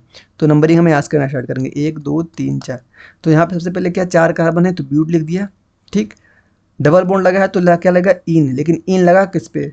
1 नंबर कार्बन है तो इसका नाम होगा ब्यूट 1 इन, या तो इसको लिख सकते हो आप क्या? ब्यूटीन 1 भी इसको लिख सकते हो। और सारा एग्जाम्पल भाई आप कर लेना, ठीक है ना, और सारे एग्जाम्पल आप कर लेना। रोक में इसको इनको रोक रोक करना, और फायदा तुमको है करने में, क्योंकि ऐसा तो है नहीं कि तुम करोगे तो फिर आंसर मिलेगा नहीं। अगर थोड़ा सा भी ईमानदारी भगवान दिए हैं तुमको, ठीक है, कसम वसम नहीं दूंगा मैं, थोड़ा सा ईमानदारी दी है तो आंसर मत देखना, पहले सोल्व करना है क्वेश्चन को, सोल्व करके फिर आंसर देखना। अगर सही हो जाएगा तो अपने आप को एक मतलब खुश हो जाना कि हाँ हमने सही कर लिया, सीखा अब तक। लेकिन गलत कर देना तो एक थप्पड़ मारना, फिर क्वेश्चन अगला क्वेश्चन पे आना। जितने क्वेश्चन है ट्राई करना है कम से कम थप्पड़ लगे, और नहीं मारोगे तो फिर कसम तुमको दूंगा अगले लेक्चर से। अब बात करते हैं हम किसकी, यहाँ पे देखो ये सब चल रहे हैं, धीरे धीरे मैं ऊपर कर रहा हूँ ताकि देखते रहना उसको। हर क्वेश्चन नहीं करवाऊंगा ना भाई, क्योंकि कुछ तुम भी करो मेहनत, वन शॉट वीडियो है, इस बात को ध्यान दो। अब हम बात करेंगे common naming of alkyl group की। किसकी बात करेंगे हम? कॉमन नेमिंग की। कॉमन नेमिंग की बात करेंगे। कैसे कॉमन नेमिंग करते हैं भाई? प्रिंसिपल कार्बन तो समझ गए, प्रिंसिपल कार्बन हमारा जो होता है मतलब पीसीसी समझ गए, प्रिंसिपल कार्बन चेन, बहुत बढ़िया समझा है इसको। लेकिन कभी कभी तुमको ऐसा मिलेगा ना बड़े बड़े क्वेश्चन, देखो क्लास 11th में भी हो ना, 11th तक जितने क्वेश्चन आएंगे उतने अभी तक कॉन्सेप्ट तुम्हारे बन जाएंगे। लेकिन मैं मान के चलता हूँ कि अगर तुम मेरा लेक्चर देख रहे हो तो तुम्हारा लक्ष्य, तुम्हारा गोल यह नहीं होना चाहिए कि बस भैया हम काम चलाओ पढ़ लें, ठीक। तुम्हारा यह होना चाहिए कि भैया हम बेस्ट कंटेंट पढ़ रहे हैं, ताकि हम ऐसा ना हो कि थोड़ा सा यह फील करें कि हमने आपसे पढ़ के और फिर कुछ बचा है पढ़ने के लिए, कहीं पे घूमना पड़ेगा, नहीं घूमना पड़ेगा। तो प्राइमरी कार्बन चैन के अलावा और जो चीज़ें यहाँ पे नीचे बनी हुई हैं, यह तो इसका भी नेमिंग होता है। अब बताओ इसको क्या लिखोगे? प्राइमरी चेन में यह जो लगा हुआ सब्स्टिट्यूएंट है, जो क्या आपका सब्स्टिट्यूएंट है, नाम कैसे लिखोगे इसका? इसका नाम कैसे लिखोगे? इसका नाम कैसे लिखोगे? तो प्राइमरी चेन के ऊपर जो सब्स्टिट्यूएंट लगता है ना, इसका भी नाम लिखने का एक रूल होता है। कैसे, क्या रूल होता है? देखो सबसे पहले जब कभी भी हम कोई हमारे सामने एक एल्केन है, हमारे सामने कोई एक एल्केन है, एल्केन क्या होती है? इसे CnH2n+2, CnH2n+2। कोई हमारे सामने एल्केन, एक एग्जाम्पल लेते हैं CH4। CH4 क्या हमारा एक एल्केन, इसका नाम क्या होता है? मीथेन। जब कभी हम एक एल्केन से एक हाइड्रोजन को निकालते हैं तो वह जो बनता है उसका नाम होता है एल्काइल। क्या नाम होता है? एल्काइल। एग्जाम्पल देखो CH4 है, इसमें से मैं एक हाइड्रोजन को रिमूव कर दूं तो अब क्या बच गया? CH3, एक बैलेंस से खाली हो गया जहाँ पे हाइड्रोजन लगा हुआ था। तो इसका नाम क्या होता है? इसको हम बोलते हैं क्या? Alkyl group. मतलब कि पहले मेथेन था, अब क्या होगा? लास्ट में आइल जुड़ जाएगा, मतलब कि मिथाइल। क्या हो जाएगा? मिथाइल। जैसे मान लो एथेन है, एथेन, एथेन से हमने एक हाइड्रोजन निकाला, इसका नाम क्या हो जाएगा? एथाइल। जैसे मान लो हमारे सामने ब्यूटेन है, ब्यूटेन से अगर एक हाइड्रोजन निकाल देंगे तो उसका नाम क्या हो जाएगा? ब्यूटाइल। यहाँ तक कोई दिक्कत नहीं? कोई दिक्कत नहीं। और देखो अगर हमारे सामने कहीं पे ऐसा ग्रुप दिख जाए, क्या? CH3 सिंगल बॉन्ड, फिर यहाँ से एक CH3 लगा हुआ है और यहाँ बैलेंस ही खाली हो, इतना बड़ा सा ग्रुप अगर कहीं पे जुड़ा दिखाई देती किसी से, तो इसका नाम होता है क्या? Iso group. इस ग्रुप का नाम क्या होता है? Iso group. लेकिन यह ग्रुप में कितने कार्बन है? 3, तो इसका नाम हो जाएगा क्या? Iso propyl. Iso propyl. Propyl क्यों नाम हुआ? क्यों? क्योंकि जैसे मान लो यही तो था यार, पहले मान लो CH4 हुआ करता था, एक हाइड्रोजन निकालता था, इसका नाम क्या? CH3 हो गया ना, तो इसका नाम क्या हो गया था? मिथाइल। पहले मेथेन हुआ करता, मिथाइल हो गया। तो सेम यही है। अब जैसे मान लो यहाँ पहले HH था, आज क्या हो गया यहाँ पे? आज यहाँ पे HH ना होके आज यहाँ पे क्या हो गया है? आज यहाँ पे क्या हो गया भाई? CH3 लग गए हैं। बात तो वही है।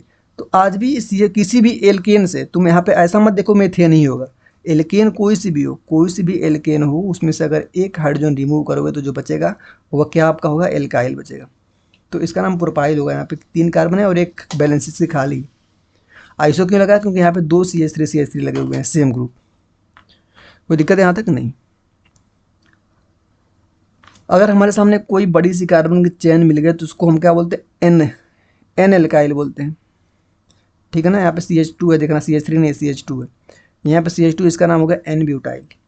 कहीं पे हमको सामने ऐसा दिख जाए, ऐसा, यही ग्रुप हमारा क्या है, इसी ग्रुप का नाम क्या है, आइसो ग्रुप।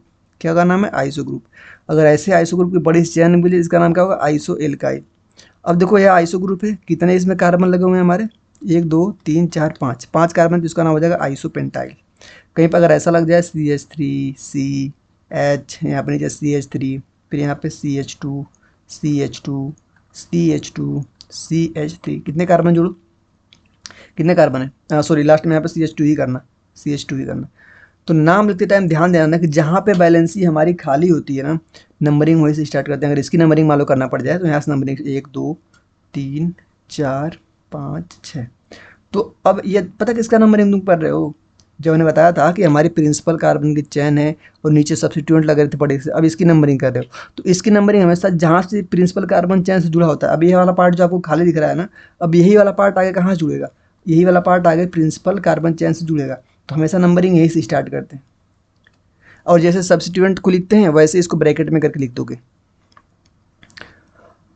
जैसे हमारे सामने कहीं पे ऐसा ग्रुप दिख जाए बड़ा सा, एक कार्बन से 1 2 3 CH3 लगे हुए हैं और बाद में एक यहाँ से बैलेंस से CH2 अगर आगे जुड़ा हुआ है, तो इस ग्रुप को बोलते हैं नियो एल्काइल। ध्यान देना, CH3 का ट्वाइस, CH3 का होल थ्राइज C।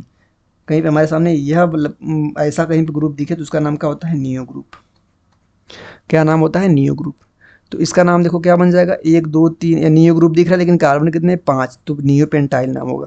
यहाँ पे नियो ग्रुप हमको यह दिख रहा है, नियो ग्रुप कितने कार्बन है, 1 2 3 4 5 6, तो इसका हो जाएगा नियो हेक्साइल। अब एक बात आता है हमको सेकेंडरी एल्काइल जानने के बारे में, सेकेंडरी को कैसे सेकेंडरी बोलेंगे। तो अब यहाँ पे देखो अगर ऐसा था CH3 CH, यहाँ पे CH3, इसका नाम तो क्या होता था, बैलेंसी खाली, इसका नाम होता था आइसो। कहीं पे ऐसा था CH3 C, ऊपर CH3 नीचे CH3, और यहाँ पे जैसे मान लो ऐसे CH2 ऐसे लगा हुआ है, तो इसका नाम क्या था, नियो। लेकिन अगर मान लो कहीं पे ऐसा ग्रुप ही लगा है, जैसे कोई ऐसा लग जाए CH3 CH2 CH2 CH2, फिर यहाँ पे लग जाए आपका CH3, फिर यहाँ पे लग जाए आपका CH2, एकदम सॉरी लास्ट में ऐसे लगा है, रुको यहाँ पे 1 मिनट, यहाँ पे लास्ट में लगा हुआ है। तो क्या आज इसको क्या बोलोगे, कहीं किसी को ऐसा तो नहीं दिख रहा ना भैया आइसो ग्रुप लग गया है, आइसो ग्रुप, भैया आइसो ग्रुप, यानी आइसो ग्रुप की तो यह होता है ना आपका, यह जो लगा है यह, इसको आप बोलोगे सेकेंडरी। क्या बोलोगे इसको, सेकेंडरी, इसको बोलोगे सेकेंडरी। अब इसको देख के कोई टर्शियरी मत बोल देना, इसको देख के कोई नियो मत बोल देना, नहीं नियो नहीं, नियो के लिए यहाँ भी CH3 होना चाहिए, लेकिन यहाँ पे तो बड़ी सी चैन आ रही है, तो ये नियो नियो के क्या होगा, टर्शियरी एल्काइल। तो आप आई होप कि यह भी समझ गए हैं। तो इसका नाम क्या हो जाएगा, टर्ट ब्यूटाइल भी इसका नाम होता है, और नियो टर्ट, इसका नाम क्या होगा, टर्ट ब्यूटाइल। इसको सोचो, कोई कुछ सोचेगा भैया इसको नियो क्यों नहीं बोल सकते, इसको नियो की, नियो बोलने के लिए यहाँ पे आपका एक CH2 यहाँ पे होना चाहिए, और तब इसको नियो बोलेंगे, ठीक है ना। अब देखो यहाँ पे एक पॉइंट लिखा गया है, इंपॉर्टेंट पॉइंट है कि हम IPAC नेमिंग अगर करते हैं ना, तो उसमें यह नाम भी अलाउ है। आइसो हो गया हमारा, नियो हो गया, सेकेंडरी हो गया, टर्शियरी हो गया, यह नाम को IPAC क्या करती है, अलाउ करती है इन नाम को भी, ठीक।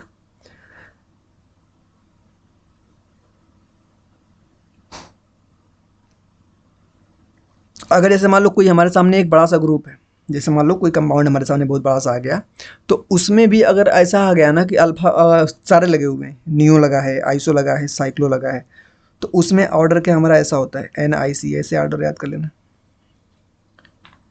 अब हम बात कर रहे थे इसकी, IPAC नेमिंग करना है हमको किसकी, एल्काइल ग्रुप की, एल्काइल ग्रुप की IPAC नेमिंग करना है। जो यहाँ पे सब्स्टिट्यूएंट लग रहे थे ना बड़े बड़े, उनकी नेमिंग करनी है। जैसे मान लो यह जो ग्रुप आपको सामने यहाँ पे दिख रहा है इतना बड़ा सा, यह ग्रुप इतना बड़ा, यह ग्रुप पता क्या होगा, यही ग्रुप जाके किसी प्रिंसिपल कार्बन चेन के ऊपर लगेगा। तो लगने से पहले इतना बड़ा सा ग्रुप है, तो सबसे पहले हम इसका नाम तो लिखेंगे, कैसे लिखेंगे, तो इसका नाम लिखने के लिए यह जो वैलेंसी खाली, इसको हम क्या बोलते हैं, फ्री वैलेंसी, इसका नाम होता है फ्री वैलेंसी। जो फ्री वैलेंसी होती है ना भैया, इस फ्री वैलेंसी के सबसे पहला नंबर देते हैं, ये पहला नंबर, ये दूसरा नंबर, ये तीसरा, और सारे रूल वही हैं, बस पहला नंबर हम उसको देंगे जो हमारी फ्री वैलेंसी होगी, और सारे नेम वैसे लिखेंगे। जैसे यहाँ पे 3 नंबर पर लग गया हमारा क्या, मिथाइल, यह क्या होगा हमारा सेकेंडरी प्रीफिक्स, यह क्या होगा सेकेंडरी प्रीफिक्स, यानी कि सब्स्टिट्यूएंट हो गया। तो सबसे पहले इसको लिखेंगे, किसको, इसका नाम क्या हो गया, 3 नंबर पे लगा हुआ है मिथाइल, 3 मिथाइल, क्या लिखेंगे 3 मिथाइल, कितना कार्बन है 1 2 3 4 कार्बन है, तो ब्यूट, ठीक। और यहाँ पे एक बैलेंसी ब्यूट में खाली है तो क्या जोड़ दोगे, आइल, 3 मिथाइल ब्यूटाइल। अगर ये बैलेंसी खाली नहीं होती CH3 होता तो ब्यूटेन लिख देते, लेकिन बैलेंसी खाली तो मैंने बताया था ना कि हाइड्रोजन निकाल दिए एक, तो यह क्या हो गया आपका, आइल ग्रुप जुड़ गया। अब देखो अभी तो मैंने समझाया थियोरेटिकल में कैसे इसको लिखोगे, अगर लिखना हो किसी को तो रूल क्या बोलता है कि the PCC of alkyl always start होती है from the free vacant carbon and always, उसको ऑलवेज गेट नंबर फर्स्ट, हमेशा उसको फर्स्ट नंबर देते हैं। आगे बात करते हैं, right the IUPAC naming of the following, name कुछ लिखना है, एक दो बताता हूँ मैं। अब देखो इसे, इसका नाम लिखना है हमको एल्काइल का, पहला नंबर इसको दोगे, दूसरा नंबर इसको दोगे, मन करे तो पहला नंबर इसको, दूसरा नंबर इसको, तो बात वही पड़ जाएगी जब दो ही है ही तो रियल में। तो अब 2 नंबर की बनी हमारी, तो फर्स्ट नंबर पे क्या लगा है मिथाइल, तो लिखोगे फर्स्ट मिथाइल, 2 कार्बन की चेन है तो एथेन, एथेन होगा, लेकिन यहाँ पे एक बैलेंस एक खाली है तो एथाइल, तो इसका नाम हो जाएगा 1 मिथाइल एथाइल। यहाँ पे देखो पहली बात, जहाँ पे फ्री वैलेंसी, यह क्या हमारी फ्री वैलेंसी, तो पहला नंबर इसको देखो, पहला इसको, दूसरा तीसरा, अब दूसरा तीसरा इसको दो, चाहे दूसरा तीसरा, बात दोनों चेन ही सेम ही चेन मिलेगी, ठीक। तो अब देखो हमारा 2 नंबर पे 2 मिथाइल लगे हैं, तो कैसे लिखोगे इसको, 2 2, क्या लिखोगे 2 कामा 2, जब 2 सब्स्टिट्यूएंट होते हैं ना तो कामा जब लगाते हैं 2 अलग अलग, 2 कामा 2, उसके बाद डाई ट्राई यूज होता है, अगर सिंगल होता तो सिंपल लिख देते 2 मिथाइल प्रोपाइल, ठीक, 3 मिथाइल प्रोपाइल, लेकिन अगर 2 लग गया ना तो 2 2 के साथ एक वर्ड और यूज करोगे डाई, क्या यूज करोगे 2 2 डाई। अगर यही मान लो एक और होता है, मान लो 3 होता है तो 3 2 2, फिर यहाँ पे क्या लिखते ट्राई लिखते, लेकिन ऐसा कुछ नहीं है, क्या क्या है 2 ही है ना, तो क्या करोगे आप, तो यहाँ पे आप क्या करेंगे, रुकिए, तो यहाँ पे आप क्या करोगे 2 2 डाई लगा, क्या है ये मिथाइल ग्रुप, 2 2 डाई मिथाइल, कितने कार्बनिक चेन है 3, 1 2 3, तो क्या लिखोगे प्रोपाइल, प्रोपाइल, और नाम आगे तुम खुद करोगे। और ये आपका प्रैक्टिस है, जैसे अब यहाँ पे आप सोचोगे भैया कि अब यहाँ पे तो यह कार्बन ऑलवेज, मैंने बोला है कि जहाँ पे वैलेंसी फ्री मिलती है ऑलवेज उसी को नंबर दोगे, फ्री वैलेंसी जो होगी ऑलवेज गेट नंबर 1, हमेशा उसी को नंबर 1 देना है। तो अब इसको आप सारे क्वेश्चन को करोगे। हमने बोला था कि एल्केन से, आगे क्या पढ़े हैं, एल्केन से एक हाइड्रोजन रिमूव करते हैं तो क्या बनता है, एल्काइल बनता है।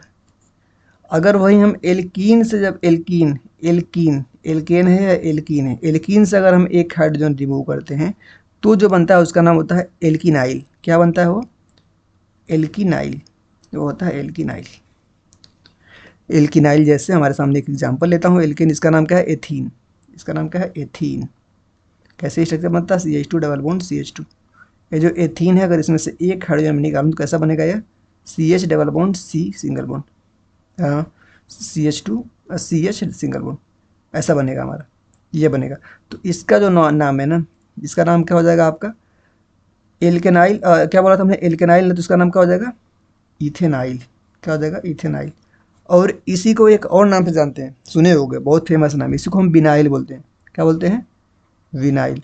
लेकिन अगर क्वेश्चन में अगर हमको एथिनाइल भी ऑप्शन दिया है, विनाइल भी ऑप्शन दिया है, दोनों कभी देगा नहीं, मान लो दोनों अगर दे रहा है तो हम ज़्यादा प्रेफरेंस इसको देंगे एथेनाइल को, वैसे नाम दोनों एक ही है, मोर करेक्ट कौन है हमारा, एथेनाइल मोर करेक्ट है। अब देखो हम इसको समझते हैं, वही है एग्जाम्पल, वही यहाँ से एक हाइड्रोजन निकाला तो ये हमारा जो बना प्रोपेन, प्रोप 2 आइन इनाइल। अब वही कॉन्सेप्ट है, एल्केन से निकाल चुके, एल्कीन से निकाल चुके, भैया एल्काइन से निकालो, एल्काइन से, एल्काइन से निकालोगे अगर एक हाइड्रोजन तो वह क्या बनेगा आपका एल्कीनाइल। बस यहाँ पे देखो थोड़ा थोड़ा फर्क पड़ रहा है, पढ़ते टाइम तो सेम ही लगता है लेकिन स्पेलिंग देखना। जैसे हमारे सामने एक एल्कीन है, क्या CH ट्रिपल बॉन्ड CH, एक हाइड्रोजन यहाँ से निकालता हूँ, क्या बनेगा हमारा CH ट्रिपल बॉन्ड C बन गया। पहले इसका नाम क्या हुआ करता था, पहले इसका नाम हुआ करता था एथाइन, एथाइन, अब क्या बन गया एथेनाइन, एथेनाइल, एथाइनाइल, ठीक। अब थोड़ा सा कॉन्सेप्ट में थोड़ा स्टॉप लेवल पे जा रहे हो।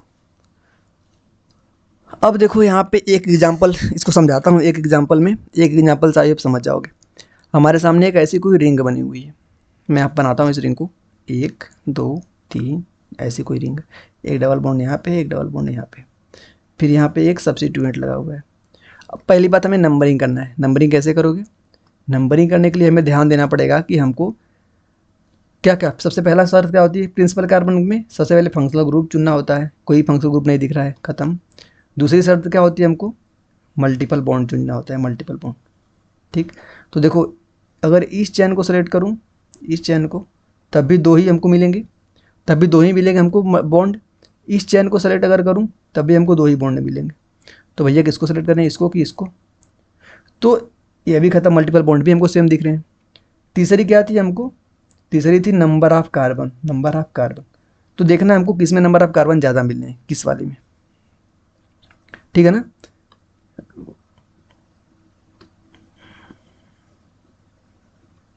देखना है किस वाले में नंबर ऑफ बॉन्ड ज़्यादा मिल रहे हैं। तो इस वाले में जो हमारा फर्स्ट नंबर ये है, यहाँ पे देखो 1 नंबर, ये हो गया 1, ये हो गया 2, ये हो गया 3, ये हो गया 4, ये हो गया 5, यहाँ पे 5 मिल रहे हैं। लेकिन अगर मैं इसको जोड़ूँ तो 1 2 3 4 5, 5 इसको मिल रहे हैं, कोई सा सेलेक्ट कर लो। दोनों में 5 ही मिल रहे हैं, अगर दोनों बराबर मिल रहे हैं तो तुम्हारी मर्जी, कोई सा सेलेक्ट कर लो। तो मैंने क्या कर लिया, इस वाले को सेलेक्ट कर लिया, इस वाले को।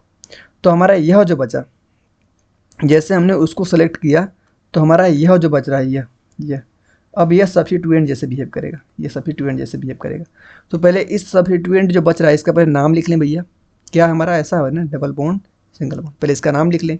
तो यह वाला कार्बन जो है, यह वाला कार्बन यही हमारा किससे जुड़ा हुआ है, प्रिंसिपल कार्बन चैन से, PCC से जुड़ा हुआ है। तो इसको पहला नंबर दोगे, इसको दूसरा नंबर दोगे, इसका तीसरा नंबर दोगे, ठीक।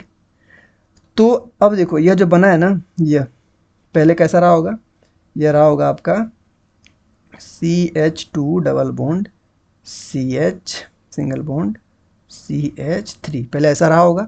फिर इसमें से क्या किया गया होगा, इसमें से एक हाइड्रोजन रिमूव किया गया होगा, एक हाइड्रोजन यहाँ से हटाया गया होगा। तो कैसा बन गया होगा, CH2 डबल बॉन्ड CH फिर CH2 ऐसा। तो इसका पहले नाम क्या हुआ करता था, इसका नाम हुआ करता था एल्कीन। क्या था, एल्कीन, एल्कीन था। एल्कीन से एक हाइड्रोजन निकालने के बाद ऊपर पढ़ के आए, क्या बनता था, एल्काइन, एल्केनाइल, एल्कीनाइल, ये बनता था ना, एल्कीनाइल। तो अब देखो यहाँ से क्या किया हमने, निकाला। तो अब इसका नाम क्या बन जाएगा, अगर यह क्या है 1 2 3 कार्बन का है, 3 कार्बन का, इसका क्या नाम है, प्रोपे, इसका नाम क्या है, प्रोपीन, प्रोपीन। तो अब यह क्या बन जाएगा, प्रोपेनाइल, इसका नाम क्या हो जाएगा, प्रोपेनाइल। तो ठीक है, लिखना स्टार्ट करते हैं। 3 कार्बन दिख रहा है, 2 कार्बन दिख रहा है, ये तो जुड़ा हुआ है, 2 ही कार्बन है यहाँ पे, 2 ही कार्बन है, ये तो कार्बन जुड़ा हुआ है ना। यह बैलेंसिया जो खाली थी वो वाली बैलेंसिया है। ये जो हमने समझाया है समझना वैसे ही है, जो बताया हमने सही बताया है। लेकिन यहाँ पे कार्बन 2 ही है, यह तो फ्री बैलेंसिया है ना इसकी, मतलब कि ऐसा है, ऐसा। तो हमको 1 2 जो जुड़ा होता है इस बैलेंसी फ्री बैलेंसी से, इसको फर्स्ट नंबर देते हैं, इसको सेकंड नंबर देते हैं। 2 ही है, पहले एथियन हुआ करता था, पहले एथीन हुआ करता था, अब क्या होगा, एथिनाइलिक। तो एथिनाइलिक पेंटा 5 कार्बन है, 1,4 डाई इन इसका नाम हो जाएगा। आई होप पूरा समझ गए हैं।